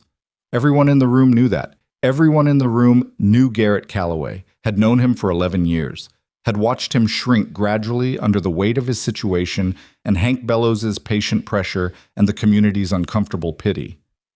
They had watched him become the sad one. The room watched him stand up and was very quiet. "I didn't ask for this," he said. His voice was rough, not with emotion exactly, but with the specific texture of a man who doesn't speak publicly and is speaking publicly because something more important than his comfort requires it. "I didn't ask Charlotte to organize any of it. I tried to refuse more than once. She wouldn't let me." A brief pause. "She was right not to." He looked at Bellows. He had the same direct, steady quality that Charlotte had. It looked different on him, more effortful, something that cost him rather than came naturally, but it was there. "You've been after my water rights for 11 years, Garrett said. "I know that. Everyone in this room knows that, even if we've all been polite enough not to say it out loud." He held Bellows' gaze. "I've said no every time, and I'm saying no now. But I want to say something else." He looked at the room. "I've let this valley see me as someone who can't manage. I've accepted it because I was—" He stopped. "I was wrong to accept it. My children have been carrying more than children should carry, and they've done it without complaining, and that is not because their father taught them to be weak. I'm going to spend the rest of my life making sure this valley sees that clearly." He sat down. The room was very still. Hank Bellows stood on his platform and looked at the assembled community of Howler's Creek and understood. Charlotte could see it in the small, specific adjustment of his expression, that the calculation had shifted. Not catastrophically, not irreversibly, not from his perspective. He still had his land and his leverage and his 20 years of accumulated authority. But something in the room had moved, and he was too intelligent not to feel it. "I think we've all said our piece," he said finally. His voice was smooth and measured. "I hope we can move forward with a shared understanding of how community resources are managed. That's all I wanted." It wasn't all he wanted. Everyone knew it wasn't all he wanted. But it was all he was going to get tonight, and he was wise enough to take the exit when it was offered. People began to move. The particular sound of a meeting ending, the shift of chairs, the murmur of private conversation starting up, filled the room, and Charlotte sat for a moment without moving, feeling the tiredness in her that she hadn't allowed herself to feel during the meeting itself. Ruth appeared beside her. "That was well done," she said quietly. "We'll see," Charlotte said. "Briggs is going to come back and finish the remaining details. He told me just now he said Bellows had nothing to do with his fence, which we both know isn't true, but he said it because he's decided to keep showing up and wants to be able to do that without a direct confrontation." "That's fine," Charlotte said. Garrett was beside her. He had that look again, the one she recognized now, the not quite contained thing. "You should have warned me you were going to do that," he said. "If I'd warned you, you would have tried to talk me out of it." He looked at her. "Yes," he said. "I would have." A pause. "Thank you." "Don't thank me," she said. "You're the one who stood up." "You made me able to stand up," he said. "That's not nothing." "It's not nothing," she agreed. Outside, the night had the cold, clear smell of incoming snow. Main Street was emptying as people went back to their homes and their fires, and the voices were the low, variable sound of a community that had just been required to look at itself and was still deciding what it had seen. Bellows's light was on in the hotel room at the far end of the street. Garrett walked beside her partway down the main street, their breath visible in the cold air. "He's not done," Garrett said. "No," she agreed. "He's not. What do we do?" Charlotte looked at the street, at the lit windows, the closed doors, the small, warm shapes of lives going on behind them. She thought about the room tonight, about Helen standing up, about Briggs against the back wall, about the calculation she'd seen moving through Bellows' face when the room shifted. "We don't wait for him," she said. "We keep building." The snow came Thursday. It arrived the way Wyoming snow often did in October, not gradually, not with the polite warning of a few flakes, but all at once, a full overnight covering that turned the valley white by the time anyone woke to see it.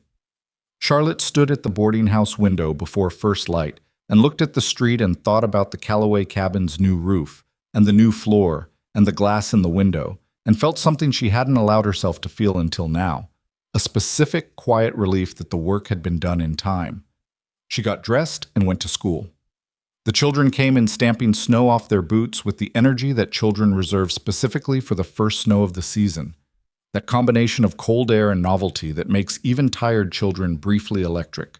The Calloway children came in with the others, not separate, not trailing behind, not watching the door the way they'd watched it 3 weeks ago. Clara hung her coat on the hook and went to her seat. Thomas came in arguing with Peter Heller about something to do with animal tracks in the snow, a disagreement that had the texture of two boys who had arrived at casual friendship without either of them making a formal decision about it. May shook snow out of her hair and sat down laughing. Eli came last, cheeks red, and announced to no one in particular that there was a perfect boot print in the snow outside the door, and it was very large and possibly from a bear. "It's from Mr. Briggs," Thomas said, without looking up from the tracks argument. "He was here early." Charlotte looked up. "Briggs was here?" "He left something on the step," Eli said. "Clara has it."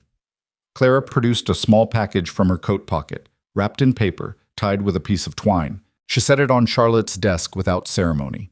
Charlotte opened it after the students were settled.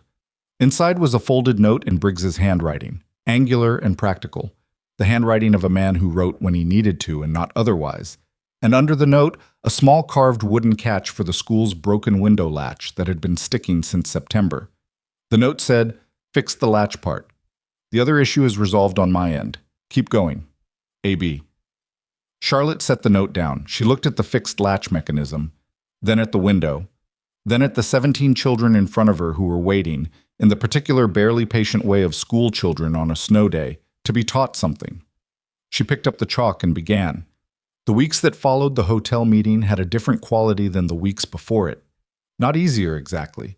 Hank Bellows was not a man who conceded and then moved on, and his pressure continued in the subtle, distributed way that Ruth had described, the gradual tightening of small things. Garrett lost another day's work when a rancher on the valley's east side abruptly decided he didn't need extra hands after all. Morrison found himself unexpectedly short on credit from his supply contact in Cheyenne, which he traced, indirectly and with difficulty, back to a word put in by someone he couldn't quite name. Small things. Friction rather than force. But something else was also happening, and it was happening more quietly and more durably than Bellows's friction. Peter Heller's mother came to school on a Wednesday morning with a coat that had been her son's 2 winters ago and that Peter had outgrown. She handed it to Charlotte without saying anything beyond the practical facts. It was warm, it was in good condition, she'd thought perhaps one of the younger children could use it. Charlotte thanked her, also practically, also without making anything of it. The coat, when Eli wore it to school the next day, fit him almost exactly, and he spent the first 10 minutes of the morning periodically looking down at his arms with the satisfied expression of someone for whom clothing has always been a matter of necessity, and who is now experiencing, for the first time, the specific pleasure of a coat that was chosen rather than inherited. Ruth organized a book collection for the school. Not announced, not made into an event, just a quiet asking among the households she knew, and the books arrived in 1s and 2s over the course of a week, stacked on the table by the school's back wall. Some of them were old, some were in better condition than others. All of them were read. Charlotte cataloged them and assigned them to students on a rotation that she worked out based on reading level and interest. And the lending system that developed from this was entirely informal, entirely functional, and entirely without precedent in the previous history of the Hollers Creek School. The Calloway children read more than anyone. Clara worked through a book on American history that was 3 grade levels above where a strict assessment would have placed her. Thomas found a collection of surveying and engineering principles in the stack and read it with such intensity that Charlotte had to remind him twice to put it away during arithmetic, at which point he pointed out that the surveying book was full of arithmetic, which was technically accurate. May read everything she could reach, fast and hungrily, the way some children eat when they haven't had enough for a long time. Eli was still working on foundational reading. He was 6, and behind where he would have been if he'd started school earlier. But he sat with books during free periods and looked at them with the serious concentration of someone learning the rules of a game he intends to master. Charlotte noticed these things. She also noticed that other students had begun to notice the Calloway children differently. Not all of them. Not all at once. But the social atmosphere in the room had shifted from the careful, practiced exclusion of the first week to something more mixed. Some children still keeping a distance that they'd clearly been instructed to keep at home, but others moving toward a more ordinary arrangement, the natural sorting of children by interest and personality rather than by parental directive. This was slow. It was not complete, but it was real, and Charlotte understood that real was more durable than fast. She was thinking about this on a Friday afternoon in early November when Garrett appeared at the school door after the students had left. He was carrying 2 pieces of split firewood, which he set in the box by the stove, a habit he'd developed over the past weeks without either of them discussing it, just showing up periodically with whatever the school needed and dealing with it before Charlotte could object to the labor on his behalf. "Clara said you've been having trouble with the stove drafting," he said. "It's the cold snap. The flue needs cleaning. I can do that Sunday." "You don't have to." "I know I don't have to." He said it the same way she said things she was firm about, not impatient, just settled. He'd started doing that recently, using her own directness back at her, and it made her want to smile, which she generally managed to keep to herself. "Sunday. I'll bring Thomas. He's been asking to learn how flues work." "He's been asking everyone to teach him how everything works," Charlotte said. "Yesterday he asked Frank Delgado how bone setting works." "What did Frank say?" "He spent 45 minutes explaining it in more detail than a 9-year-old probably needed." Thomas took notes. Something warm moved through Garrett's expression. He had gotten better at not containing it over the weeks. Not dramatically better, not a transformed man, but incrementally, in the way that a person shifts when the constant low pressure of emergency is relieved enough for something else to have room. He still had the tiredness. He still had the careful, guarded quality in his face that 11 years of difficulty had built into the structure of it. But there were more moments of the thing underneath showing through. "I wanted to talk to you about something," he said. He sat down in one of the student chairs, which he did sometimes when they talked in the school, and which made him look simultaneously too large for the space and entirely at ease in it. "I've been thinking about the spring, about the ranch." Charlotte set down the papers she'd been sorting. "Tell me." He'd been doing calculations, he said. Not optimistic calculations. Not the kind of thinking that invents numbers you want to be true and then arranges them to appear, but the actual, careful, specific assessment of what the ranch could produce if certain things were done differently. He'd always run cattle, and the cattle had been adequate in good years and barely survivable in bad ones. But the land, the water source specifically, the spring-fed creek that Bellows had wanted for 11 years, could support something more reliable, more sustainable. "Hey," he said, "the valley needs it. Every winter there's a shortage. The big operations, Bellows included, bring it in from further east and they charge for it. If I put in the south pasture, it's been sitting since Nora got sick. I haven't had the hands to work it properly. If I put that in hay, I could supply half the valley's winter need." Charlotte looked at him. "That's a significant undertaking." "I know what it is." He turned his hat in his hands. "I'd need a hand or two.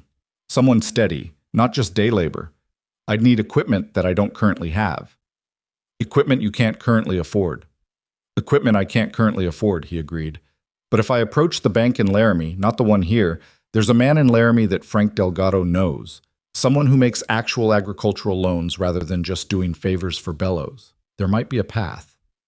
"Did Frank suggest this?" "Frank mentioned it.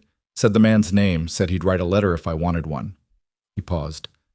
"I'd still be in debt for 2 years. Maybe 3. And if the first hay season goes wrong—" "It won't," Charlotte said. He looked at her. "You can't know that." "No," she agreed. "But you know your land and you know the valley's need and you've been farming this county for 11 years. That's not nothing." She held his gaze. "What does your gut tell you?" He was quiet for a moment. "That it's right," he said. "That it's what this land should be doing. That I've been running it under what it can produce because I've been in survival mode for so long that I stopped thinking about what comes after surviving. Then talk to Frank, get the letter, go to Laramie." He looked down at the hat in his hands. "If it goes wrong—" "Everything can go wrong," Charlotte said. "That's not a reason." "It's 4 children's reason," he said. It wasn't defensive. It was just the truth, stated plainly, the way he'd started stating truth since the hotel meeting. "If I take that risk and it fails—" "And if you don't take it," Charlotte said, 5 years from now, what does that look like?" He sat with that. Outside, the snow was coming down again, lighter this time, just a dusting, the sky the pale gray of a November afternoon with no drama in it. The school was warm. The stove was drafting badly, but it was drafting, and the light through the south window was thin and even, and the room smelled of chalk and old wood, and the particular faint smell of books that have been read many times by many people. 5 years from now without the risk, he said finally. Looks about like it does now. Maybe a little better. Maybe not. And with it? He didn't answer right away. She let him not answer because he was thinking rather than stalling, and she'd learned the difference. With it, he said, there's something to hand the kids. Something that's actually not just surviving, something that could go somewhere.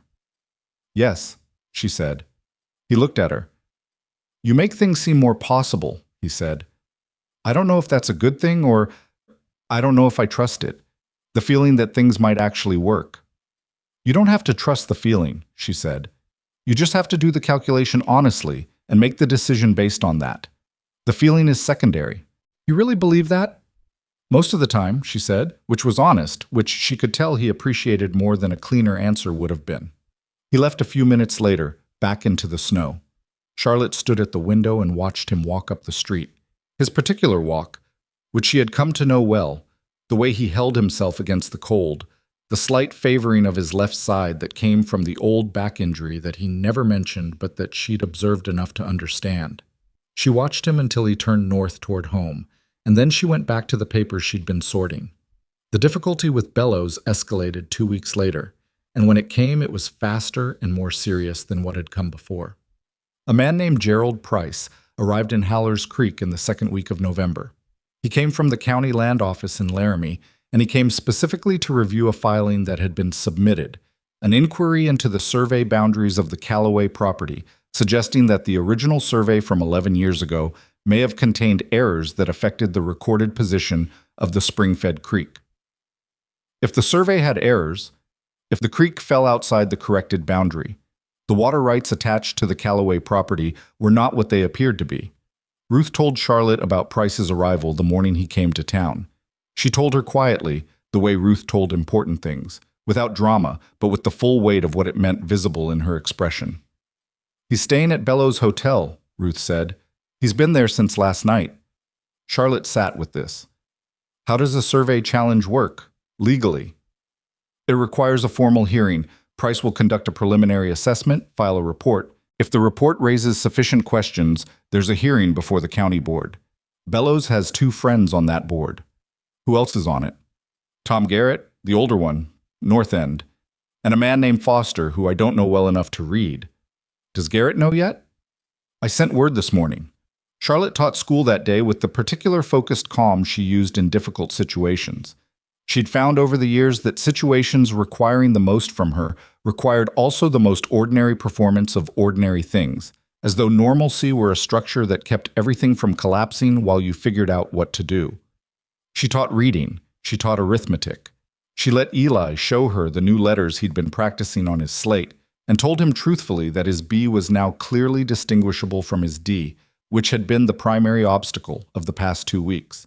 He looked at the slate with the focused satisfaction of genuine accomplishment.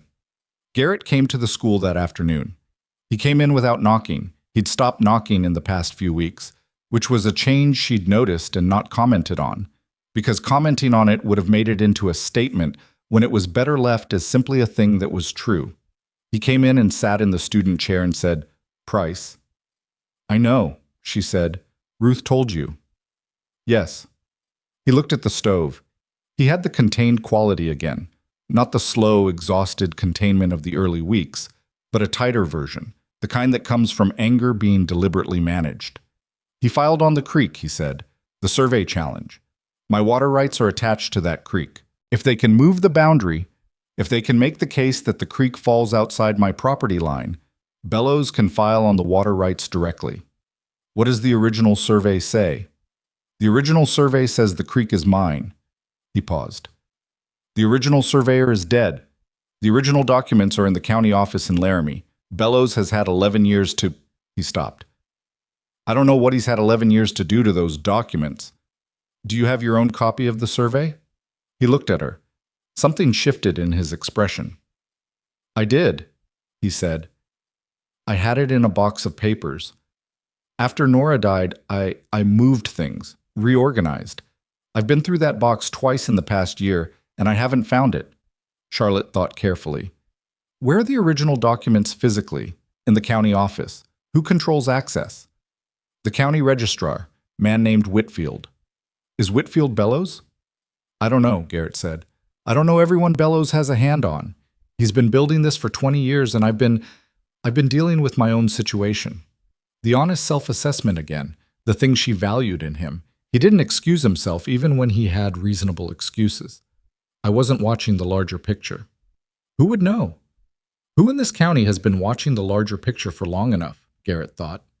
Then, Tom Garrett, he said, the older one. He's been on the land board for 8 years. He sees the filings. He knows the patterns. Ruth said he owes you.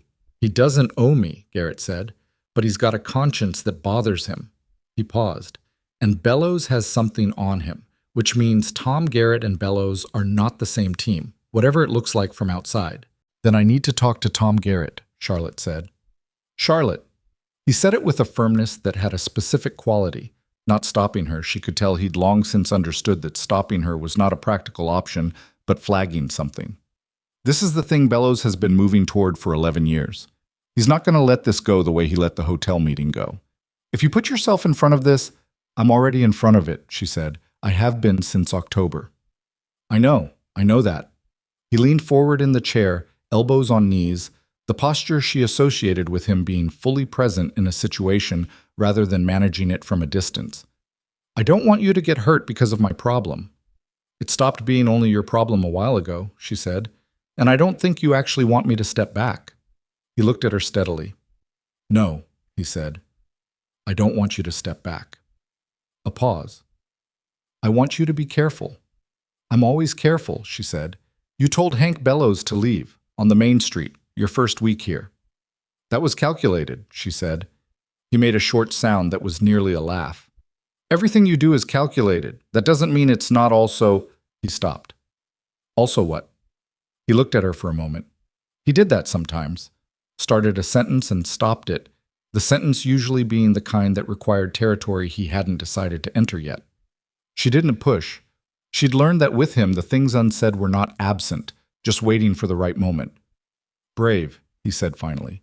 I was going to say brave. She held his gaze. Thank you. I mean it. I know you do. The following morning, Charlotte went to see Tom Garrett, the older one, as everyone called him, to distinguish from the Garrett she'd come to know. He lived in a small, neat house at the northern end of the valley, which he kept with the orderly precision of a man who had channeled the energy of a difficult life into the management of his immediate surroundings. He answered the door before she knocked, which told her he'd been expecting someone, though possibly not her specifically. Miss Hayes, he said. Mr. Garrett, I'm sorry to come without sending word first. You're here about the Calloway survey challenge, he said. Yes. He stepped back from the door. She went in. Tom Garrett was 67, with the specific bearing of a man who had carried something heavy for a long time and had organized his whole posture around not letting it show. He sat across from her at a plain kitchen table and folded his hands and looked at her with eyes that were tired in a particular way. The tiredness of regret, which is different from the tiredness of hard work and different again from the tiredness of grief. Charlotte recognized it. She'd seen it in mirrors. The original survey is valid, he said. I've seen the documents. The creek is inside Calloway's boundary by 40 feet at the narrowest point. There's no legitimate basis for a challenge. But Price is here anyway.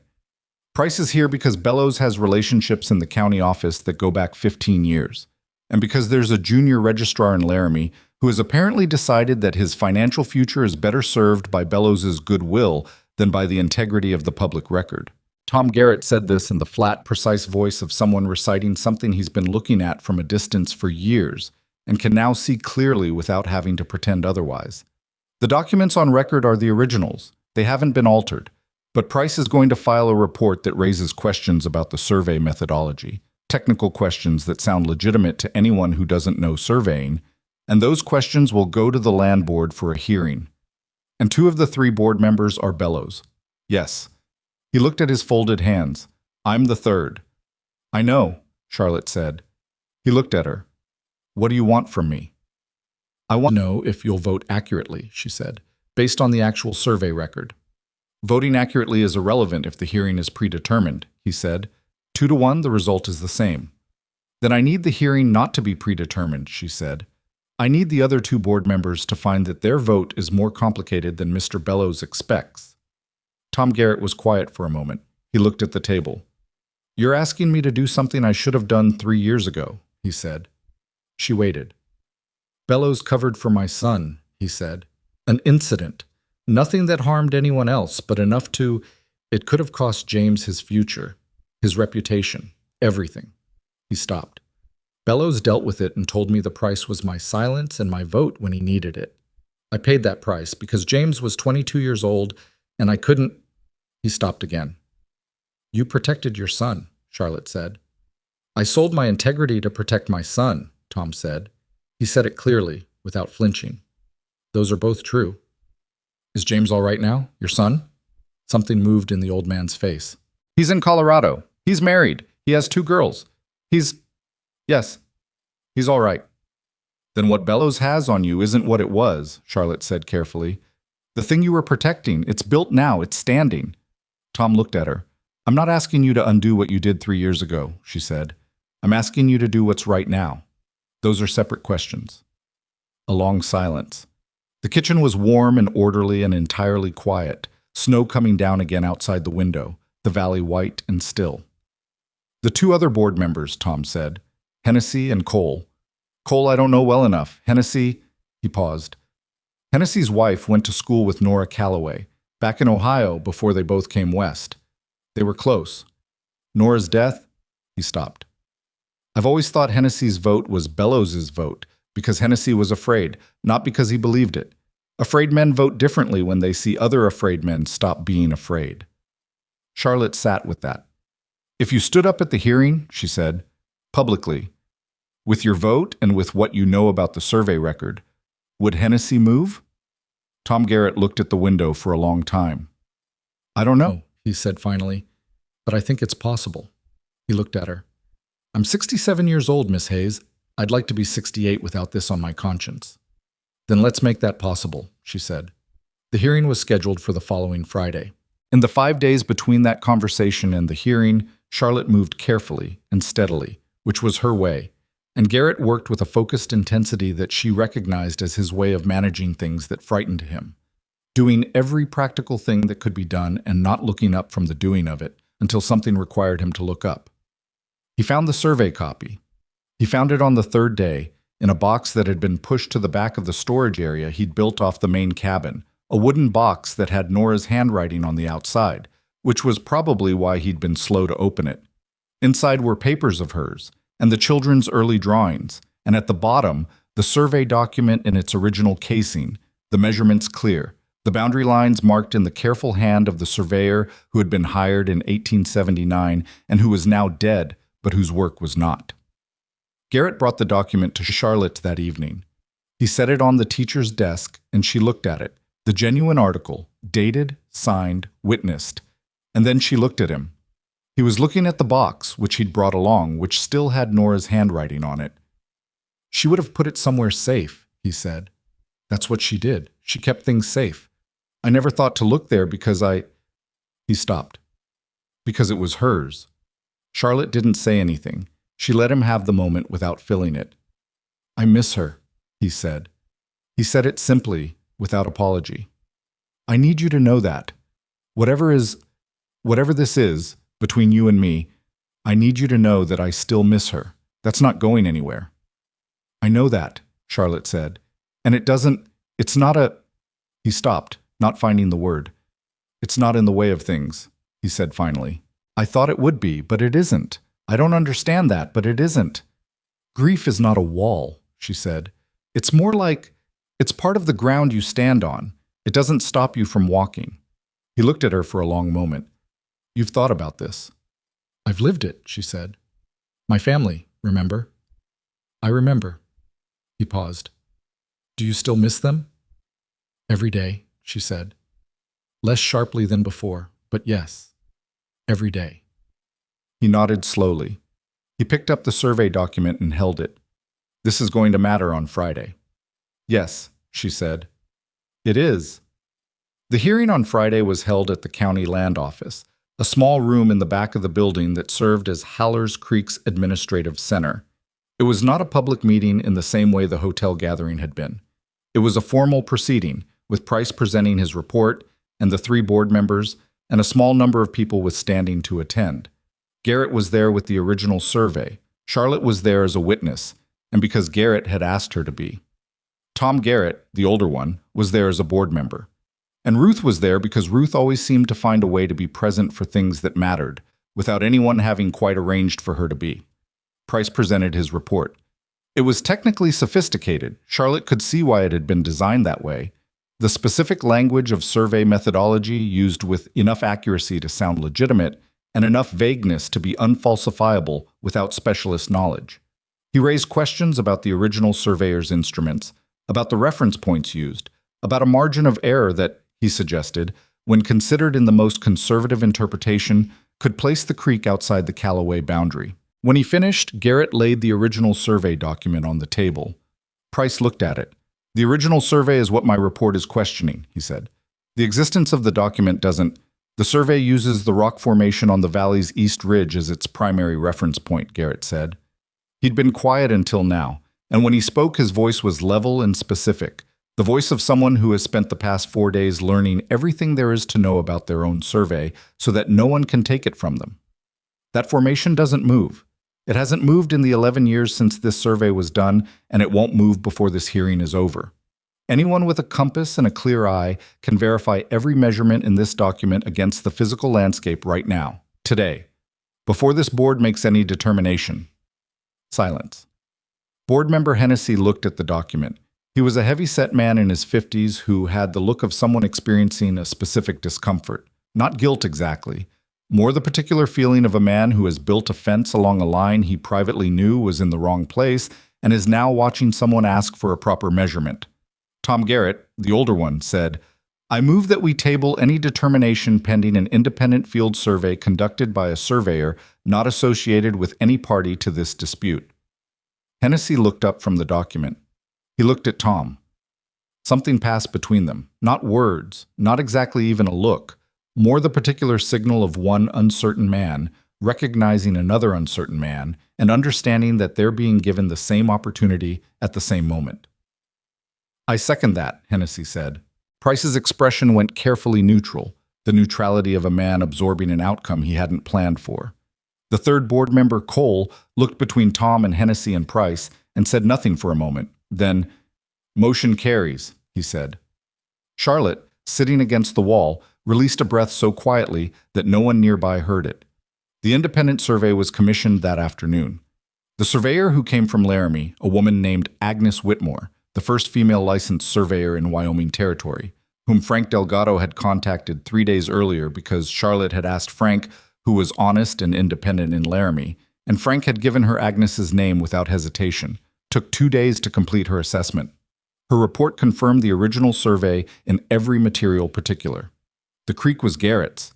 He was at the school when word came. He'd been sitting with Thomas, who had asked to watch Charlotte teach arithmetic, and had ended up in front of the class explaining long division to a confused student while Charlotte leaned against the back wall and watched with her arms folded and a carefully contained expression. Tom Garrett, the older one, brought the news himself, coming to the school door with his hat in his hands and the specific look of a man who has just put down a weight he's been carrying for 3 years. "It's confirmed," Tom said. "The board will formalize it next week, but the survey stands. The creek is yours." Garrett sat very still for a moment. Thomas was looking at his father from the front of the class with the particular focused attention of a 9-year-old who understands that something important has just happened and is trying to read exactly what. "Thank you," Garrett said to Tom. His voice was rough. "I know what it cost you to—" "Thank you." Tom nodded once. He looked at Charlotte. "You're a difficult woman to be on the wrong side of," he said. There was no hostility in it. "I'll take that as a compliment," she said. "It is one," he said, and left. Garrett looked at Charlotte across the room, across his son, and the other students, and the desks, and the chalk, and the afternoon light through the south window. He looked at her with an expression that had nothing calculated in it. No management, no containing, just the thing itself. "The creek is mine," he said. "Yes," she said. "The hay plan—" "Yes," she said again, because she could already see where he was going and she was already there ahead of him, the way she often was. Thomas, at the front of the class, was watching his father with an expression that Charlotte would later describe to Ruth simply as his father's face, but without the weight on it.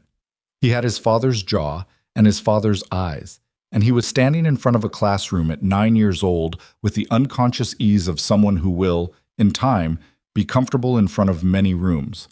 He didn't know that yet. Charlotte knew it. The class waited, politely, for whatever came next. "All right," Charlotte said, pushing off from the back wall. "Thomas, the next problem." Thomas turned back to the board. He picked up the chalk. Outside, snow was falling again, softer this time, the particular gentleness of mid-November snow that has no urgency in it, just the slow, steady covering of a valley settling into a winter that this time, for the Calloways, held something different than the winters before it. Garrett stayed until the students were dismissed. He helped Thomas and May and Eli with their coats, while Clara waited at the door, and then all 4 children filed out into the early dusk, their voices briefly loud in the cold air, and then fading as they headed home. Garrett stood in the doorway between the school and the outside, not quite in either place, and looked at Charlotte. "I want to ask you something," he said, "and I need you to know I've been thinking about it for a while. It's not from today." "I know," she said. He turned his hat in his hands. "I'm not good at saying things," he said. "I can say what I mean. I've gotten better at that with you, but I'm not smooth. I'm not going to say it right." "You don't have to say it right," she said. "You just have to say it." He looked at her steadily. "I don't want you to be here as a neighbor," he said. "I don't want you to be here as the children's teacher. I know what those things are and I value them, and that's not what I'm asking." He paused. "I'm asking if you'd consider something more. If you'd consider whether whatever this is that's been building, is something you want to see where it goes." The school was very quiet. Outside, the snow fell and the early dark came in across the valley, and the stove ticked with the sound of cooling metal. And somewhere outside, one of his children called something to the others, and the others called back, the sound of them overlapping and familiar and alive. "I've been considering it," Charlotte said, "since about the 2nd week." He stood with that for a moment. Something in his face, the last of the particular guardedness, the weight of a man who had forgotten what it felt like to be moved toward someone without bracing for what it cost, shifted and settled into something else. Something that looked, she thought, a great deal like a man finally standing in a room that fits him. "The creek is mine," he said again, quieter this time. "Not about the water, about something larger." "Yes," she said. "It is." The loan from the Laramie Bank came through in January. It was not a large loan by the standards of men like Hank Bellows, who moved money in amounts that would have been incomprehensible to most people in the valley. It was a practical loan, specific in its terms, honest in its interest rate, built around the particular numbers that Garrett had laid out in the application that Frank Delgado's contact had reviewed and found, to Garrett's private and carefully contained relief, to be sound. The banker's name was Aldous Crane, a spare, precise man in his 60s who had spent 40 years making agricultural loans in Wyoming and had developed through that work an extremely accurate sense of which men understood their own land and which men were optimists borrowing against a future they'd invented. He had read Garrett's application twice, asked 4 specific questions in a letter that Garrett answered in 4 specific replies, and then approved the loan with a note that said, "The analysis is realistic. The water source is the deciding factor. Proceed carefully." Garrett read that note 3 times, standing at Morrison's counter where the mail had arrived, and he folded it and put it in his coat pocket and walked home in the January cold with the specific quality of a man who has been carrying a stone for a very long time and has just set it down, not dropped it, not thrown it away, but deliberately and carefully set it down in a place where he chose to leave it. He told Charlotte that evening. She was at the cabin. She came most evenings now, not to any arrangement they'd formalized, but to the natural settlement of a pattern that had developed over the preceding weeks, the same way most things between them developed, without announcement and without drama, and with the gradual certainty of something that was simply true. She was helping May with a reading passage when he came in, and she looked up at his face and knew before he said a word. "Crane approved it," she said. "He approved it." He pulled the note from his pocket and set it on the table. She read it. He watched her read it. "Proceed carefully," she said. That's what I intend to do.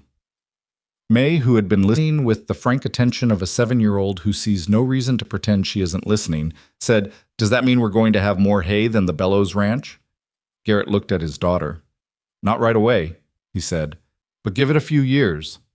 May appeared to consider whether this timeline was acceptable and concluded that it was. She went back to her reading passage. Clara, at the stove, did not turn around. But Charlotte saw her shoulders change, a small, specific release of something she'd been holding, invisible from the front, but visible from the angle where Charlotte was sitting. Clara had been holding things since she was 9 years old. She was 12 now, and she was still holding things, but the weight of them was gradually being redistributed, spread among more people than just herself, in the way that weight is supposed to be carried. The hay operation began in earnest in March, when the ground softened enough to work. Garrett hired 2 hands, steady men, not day labor, men who came with references and who understood that they were building something rather than just working a season. One of them, a quiet man named Aurelio, who had spent 15 years working cattle operations across 3 states, looked at the south pasture on his first day and said to Garrett, "This ground is good. Better than you think. You've been running cattle on it?" "Cattle and letting it sit," Garrett said. "The sitting helped," Aurelio said. "The root structure is deep. First season's going to surprise you." It did surprise him, not immediately. The first months of the hay operation were hard in the specific way that building anything from the ground up is hard, full of the small catastrophes of equipment that breaks at the wrong time, weather that doesn't cooperate, the physical exhaustion of work that demands everything and doesn't care about what you gave yesterday. Garrett's back hurt through most of March and April. He didn't mention it. Charlotte noticed it in the way he moved and said nothing directly, but asked Frank Delgado, in a separate and private conversation, whether there was something that could be done for a chronic lower back injury in a man who was not going to stop working regardless. Frank gave her a series of specific exercises and one practical instruction: cold water in the morning, heat at night, which she passed to Garrett framed as something she'd read, which he accepted without challenging the framing because he was not a man who turned down useful information on principle. Thomas worked the south pasture every day after school and on weekends. I was 10 years old, and he worked with the focused, almost alarming competence of a boy who has decided that a thing is worth understanding and has organized himself accordingly. Aurelio, who had no children of his own, and who seemed to find Thomas's relentlessness equal parts impressive and exhausting, taught him everything he asked to be taught, which was everything. May attended school every day, on time, with her assignments completed, and had developed by April a reputation among the students as the person to ask about anything involving words. She had an almost physical relationship with language, a feel for it that went beyond comprehension into something more instinctive, the way some people have an ear for music. Charlotte had begun setting aside books for her specifically, books from her own collection that she'd carried from school to school across 3 states in a wooden crate that lived under her bed at the boarding house. She gave them to May with the same practical manner she used for everything, as tools rather than gifts, and May received them the same way, immediately cracking them to the first page with the focus of someone who knows what they're for. Eli learned to read properly in February. Not just decoding, actually reading, the thing where the words become a current you move through rather than individual obstacles you have to clear one at a time. Charlotte was present when it happened, one afternoon in the school with the winter light going flat and gray outside, and Eli bent over a page, and then the specific change in his body when the current caught him, the slight lean forward, the stillness, the disappearance from the room. She looked at him for a moment and then quietly moved to the next student, because the thing that was happening was private and complete and didn't need her in it. She told Garrett about it that evening. He listened and then looked at the fire for a moment without speaking, which was the thing he did when something mattered enough that words felt approximate. His mother, he said finally, would read to all of them. Every night she was well enough. She had a low voice. She read. He stopped. She read slowly, the way you do when you want it to last. Charlotte listened. "I stopped reading to them after she died," he said. "I don't know exactly when. It just stopped happening. I think it hurt too much to do the things she used to do." He looked at his hands. "That was the wrong call." "You were grieving," she said. "I know what I was doing. It was still the wrong call." He paused. Would you start that with them? Reading to them. At night sometimes when you're here. Yes, she said. I'll start tonight if you want. I want, he said. So that became part of the evenings too, Charlotte reading aloud after dinner while the children arranged themselves in the particular configurations children settle into when they're comfortable. May pressed against Charlotte's side with her head tilting gradually towards sleep, Eli on the floor near the stove, Thomas in the good chair that he'd claimed somewhere in the past weeks as his specific territory, and which no one contested, Clara on the bench, with her mending or her own book, listening or not listening depending on the evening, but always present. Garrett sat at the table with whatever work he was doing, account books, planning documents for the hay operation, occasionally just sitting with a cup of coffee going cold in his hand, and did not read, but was there in the room where reading was happening, and that was its own kind of thing. Hank Bellows did not surrender cleanly. Men like Bellows never did, and Charlotte had never expected him to. What happened instead was the slow structural change that occurs when the conditions that sustained a particular kind of power shift enough that the power has to recalculate. The survey confirmation had been public, the land board's formal ruling was recorded and available, which meant anyone in the county could see that a challenge had been filed and rejected, and that the rejection came with an independent survey that said unambiguously that Garrett Calloway's water rights were legitimate. Bellows could not undo that without making the attempt visible, and making the attempt visible would have required him to be publicly associated with a failed effort to strip water rights from a family that had, in the past 4 months, become considerably less easy to dismiss than they'd been before. The community had shifted. Not completely. Not in any dramatic, decisive way. The valley was still a place where Bellows's name carried weight and his opinion shaped things. But the specific unanimity that had sustained the social verdict on the Calloways, that they were the failing family, the charity case, the ones everyone pitied and no one respected, had developed fractures. Peter Heller continued to sit with Thomas at school. Helen Prater's husband, Jim, had done Garrett a good turn on equipment pricing without being asked and without saying anything about it. Tom Garrett, the older one, had voted honestly at the land board hearing and had continued in the weeks since to vote honestly, which was a different man than the one who had lived under Bellows's thumb for 3 years. And everyone who paid attention to land board proceedings noticed. Bellows noticed too. He stopped sending Doyle with messages. He stopped making visible moves. He retreated, not completely, not permanently, but into the particular watchful patience of a man who has decided that the moment is wrong and is waiting for a better one. Charlotte did not believe the patience was permanent. She didn't expect it to be. What she believed was that the better moment he was waiting for was less as available to him than it had been 6 months ago, and would be less available still in another 6 months if the hay operation came in the way Aurelio predicted it would. She was right about Aurelio's prediction. The first hay harvest came in June, 3 months after planting, and it was better than anyone had said out loud it would be, though Aurelio had said it quietly to himself and to the south pasture and to the specific root structure he'd been watching develop since March. The yield was not enough to supply half the valley. That had always been a future tense ambition, not a first-year reality. But it was enough to supply 8 operations in the valley at a price that was fair and that was, critically, lower than what Bellows's imported hay had been costing those same operations for the past 3 years. 7 of the 8 said yes immediately. The 8th said yes 2 weeks later, after some apparent private deliberation that Charlotte suspected involved a conversation with Hank Bellows, in which Bellows had indicated he could match the price and the rancher had done the arithmetic and concluded that a guaranteed local source was worth more than a contingent promise from a man whose primary interest was not their hay supply. Garrett came home from the last of those conversations and found Charlotte and Clara making bread in the kitchen. A Saturday afternoon, late June, the cabin warm from the oven, the smell of it filling the entire space. He stood in the doorway for a moment. 8, he said. Charlotte looked up. Clara looked up. All 8? Clara said. All 8, Garrett said. Clara looked at the bread she was working.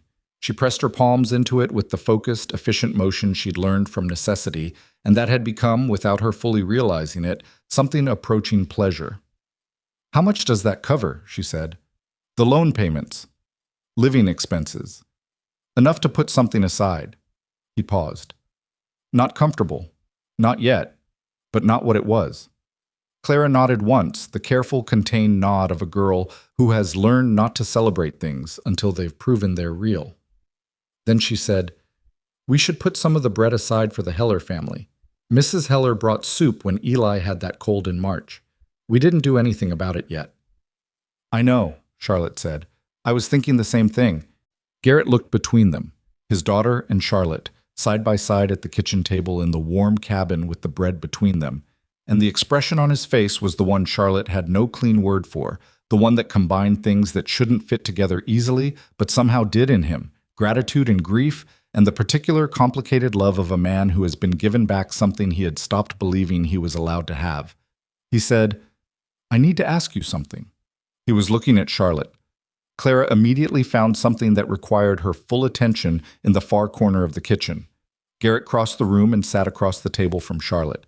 He put his hands flat on the table, which was what he did when he was going to say something that mattered and needed to be said plainly. "I've been thinking about how to say this for about 3 months, he said. "I know," she said. "You know everything before I say it." "Not everything. Close." He looked at her. "I want you to stay," he said. "Not at the boarding house. Not as the children's teacher. Though I need you to keep being the children's teacher, they'll never forgive me if I do anything that changes that. I mean here, in this house. As part of this." He paused. "As part of me." Charlotte looked at him for a long moment. He kept going, because when he'd decided to say something, he was going to say all of it. "I know what I am. I know what this is. A ranch that's just starting to come right. 4 kids who need more than I can give them alone. A valley that's still half Bellows's. I'm not pretending any of that is easy or that I'm an easy man to—" He stopped. "I'm not easy." "No," she agreed. "And you're—" He paused. "You're the most capable person I've ever met. You could go anywhere. You've done this before, moved from place to place, built things, and then kept moving. You don't need this valley or this ranch or—" He stopped again. "You don't need me, which is why I need to ask instead of just assuming." Charlotte was quiet for a moment. Behind her in the far corner, Clara was being entirely silent in the way of someone who is listening with every part of themselves and has no interest in pretending otherwise. "I was moving because I hadn't found a place worth staying," Charlotte said. "That's the honest answer. I was good at building things, and then the thing was built and it didn't need me anymore, not specifically, and I moved on." She held his gaze. "This is different." "Why?" he said. He asked it directly, the way she'd taught him by example to ask things directly, and she felt the particular satisfaction of a habit passed between people. "Because what's being built here isn't finished," she said. "May is going to need someone to push her further than a frontier school can take her. Thomas is going to need someone to argue with about engineering for the next 15 years. Eli is just now starting to understand what books are, and that doesn't stop." She paused. "And you?" She held his eyes. "You've been proceeding carefully for the last 6 months, and you've done it well, but carefully isn't the same as alone. You shouldn't have to do this alone." He looked at her hands on the table, then at her face. "I'm asking you to marry me," he said. "That's what I'm asking. I don't want there to be any ambiguity about what I'm asking." "There isn't," she said. "And?" "Yes," she said. "That's my answer." Clara from the far corner made a sound that was partly breath and partly something else, and then went back to being very quiet, which was perhaps the most eloquent thing she'd done in 12 years. They were married in August at the Howlers Creek schoolhouse, because Charlotte had requested the schoolhouse specifically, and no one who knew her was surprised by this. It was not an elaborate ceremony. Charlotte did not want elaborate, and Garrett was not capable of elaborate, which made them well suited. Ruth Angler stood beside Charlotte. Al Briggs stood beside Garrett. Frank Delgado was there. Helen and Jim Prater were there. Tom Garrett, the older one, was there with a bottle of good whiskey that he set on the table outside afterward without saying anything about it, which was the most expressive gesture anyone had seen from him in years. The children dressed carefully. Clara had made May a new hair ribbon from a piece of blue fabric that had been saved from something else, and the combination of Clara's seriousness and May's delight in the ribbon was its own complete thing.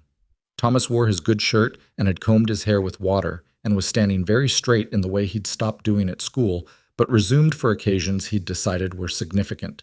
Eli had found, somewhere, a small white wildflower and was carrying it with the gravely ceremonious attention of someone who has been assigned an important role and intends to execute it. He gave the flower to Charlotte just before the ceremony began, holding it up to her with both hands. She took it and looked at it. She looked at him. "It's good luck," Eli said.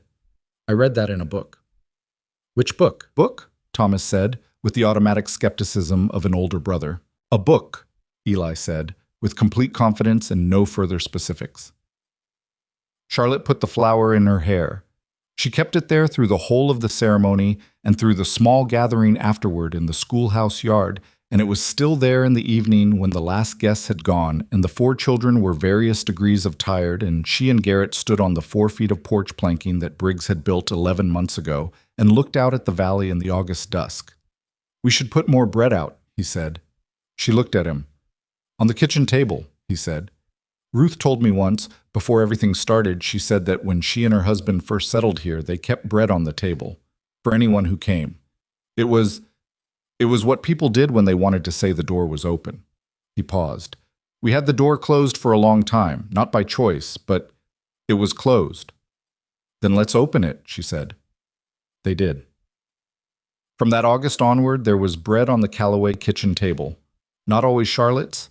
Clara baked, and eventually May baked, and in a remarkable development that no one who knew him would have predicted, Thomas turned out to have an unexpected aptitude for bread that he approached with the same systematic interest he applied to everything, working through the variables of temperature and timing with the focus of someone conducting an experiment.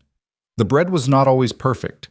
Thomas's early loaves had structural issues he documented in a small notebook with the self-critical precision of a genuine learner. May's first attempts were enthusiastic and inconsistent. But there was always bread, and the table was always set, and the door was open. Travelers came through. Some of them were strangers, people passing through the valley who had heard from someone in Holler's Creek that the Calloway place would give you a meal if you needed one and not ask what you were carrying. Some of them were neighbors. Tom Garrett, the older one, came twice that first winter, ostensibly to discuss land board matters with Garrett. Actually, Charlotte understood, to sit at a table that felt like a place a person could be honest, which was not a common resource in this valley or any other. Peter Heller's mother came once, on a November afternoon, and sat with Charlotte for an hour and talked about things that had been sitting in her for years, the accumulated small dishonesties of a life lived in proximity to Bellows's authority, the choices you made when you were afraid, and the way they stayed with you. Charlotte listened without judgment and without advice unless advice was asked for, which was the specific skill of a teacher who has understood that some people need an ear more than they need an answer. The woman left with a loaf of bread and a lighter expression. Even Morrison came, which surprised no one who understood that Morrison had been on their side in the only way available to him for months, and that the bread was as much for him as for anyone. Hank Bellows never came. That was not a surprise and was not a loss. What happened with Bellows was not a dramatic defeat. There was no single moment where he was publicly humbled or legally broken. What happened was slower and more honest than that. His water access became less critical as his operation expanded in a different direction in the years following. The social authority he'd had in the valley continued, but it was the authority of a wealthy man in a community, not the authority of a man whose opinion determined whether your family was acceptable. The distinction was real. People felt it even when they couldn't name it. He and Garrett never became anything close to friendly. They had transactions over the years, unavoidable ones, in a valley where everyone did business with everyone eventually, that were civil and nothing more. Garrett did not forgive him. He also did not spend energy not forgiving him, which was different and more useful. He had other things to do. The hay operation expanded in its second year, as Aurelio had predicted it would. The south pasture gave them more than the first year. They added a north section in the third year, using revenue from the second.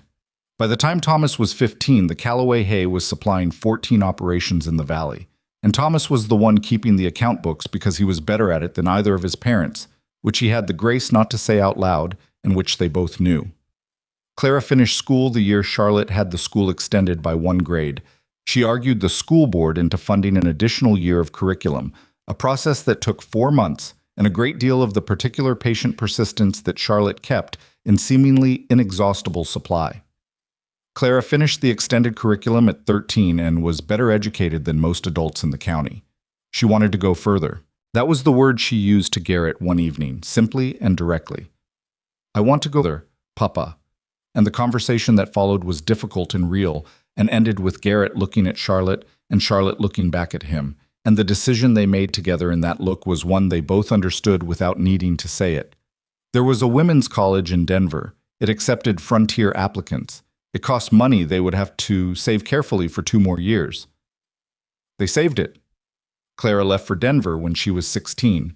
She cried at the station in Laramie, which she did not want to do and which she couldn't stop, and Charlotte put her arms around her, something she'd learned to do with Clara slowly, because Clara had not been a child who accepted comfort easily, because comfort had not been consistently available when she needed it most, and held her for a moment and said very quietly, "You're ready for this. You've been ready for 2 years." "I know," Clara said. "That doesn't make it easier." "No," Charlotte agreed. "It doesn't." Garrett held his daughter for a long time at the station, not saying anything, which was exactly right for both of them. May, at 10, watched all of this with the specific attention of someone cataloging how things work, so she can use the information later. She was already writing, not just reading, writing, long dense pages of observation and story, and the particular quality of argument through narrative that was entirely her own, and that Charlotte had begun, quietly and without pressure, to take seriously as the thing it actually was, which was genuine talent. She would push further, too, in time.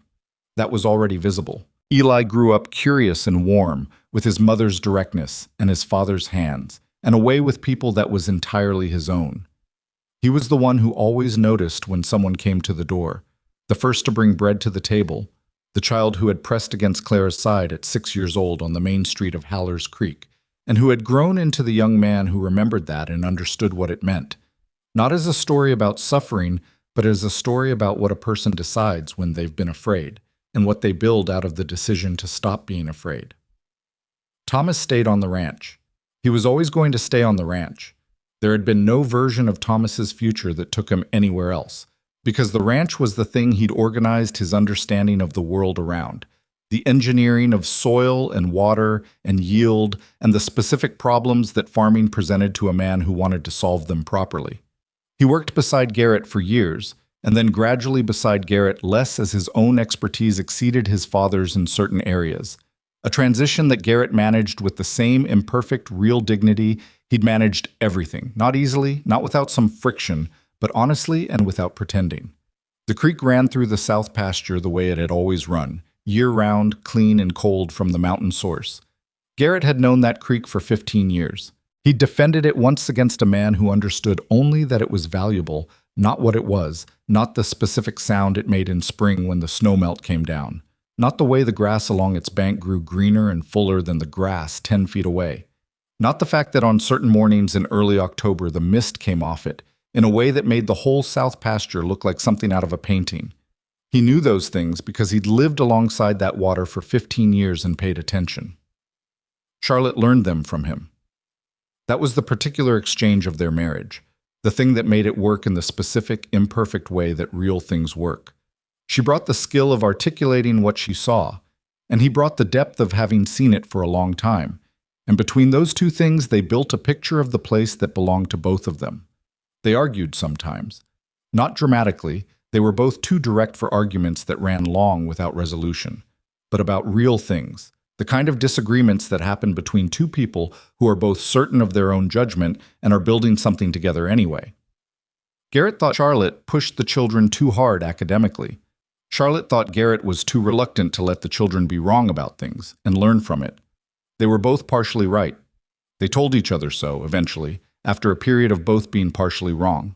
There was an evening in November, 5 years after that first October, when Charlotte was sitting on the porch, a real porch now, not 4 feet of planking, but a proper structure that Briggs had built in the second year and that Thomas had extended in the third, watching the last light leave the valley. And Garrett came and sat beside her with 2 cups of coffee that were both too hot to drink yet, and they sat together in the early dark with the cups warming their hands, and neither of them saying anything for a long time. The children were inside. She could hear them, the specific sound of a house with people in it who are comfortable there, May's voice rising on some point she was making, Eli's laugh, the particular creak of Thomas's chair when he shifted his weight. "I was thinking," Garrett said, "about that first day, you walking up with that bread." He paused. "I wasn't there. I heard about it after, but I've thought about it a lot. It was just bread, she said. It wasn't just bread, he said. She looked at the valley, the mountains against the last pale light, the dark shapes of the valley floor below them, the creek she couldn't see from here but knew the sound of, that patient, continuous sound of water going where it needed to go. He was right. It wasn't just bread. It was the decision behind the bread.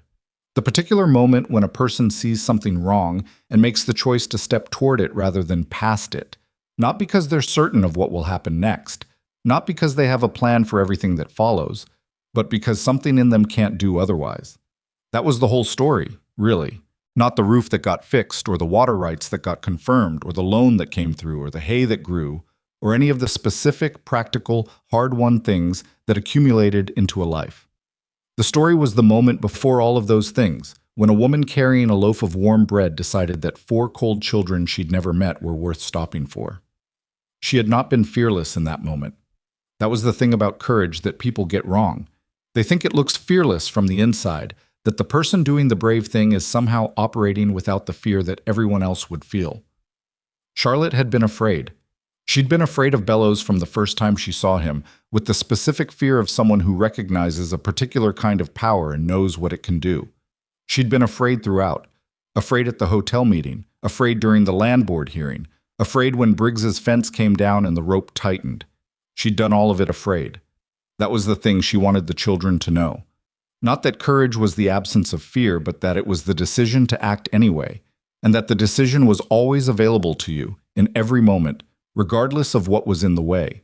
It was available to a 63-year-old widow organizing a work crew, and to a 9-year-old boy stepping between his little brother and a grown man, and to an older man on a land board who had been carrying a weight for 3 years and set it down. It was available to Garrett, who had stood up in a room full of people and spoken the truth about himself without knowing exactly how it would land. She hadn't saved anyone. She wanted to be clear about that, to herself if not always out loud. She had not ridden in and fixed the Calloways the way a story sometimes wants to tell it. What she'd done was show up and do the specific things that were available to her to do, and refuse to be convinced that those things didn't matter. Garrett had done his own work. The children had done their own growing. The community had made its own choices. She had been a particular kind of catalyst, which was a real thing to be, but not the same as being the cause. The coffee had cooled enough to drink. They drank it. "We should have people over Saturday," Garrett said. "Ruth hasn't come in a few weeks. Tom Garrett neither." "I'll make bread Friday night," Charlotte said. "Thomas will want to make bread," he said. "Thomas can make his bread, and I'll make mine," she said. "There can be 2 breads. He's going to want to compare results." "He can compare results. I'm not afraid of Thomas's bread."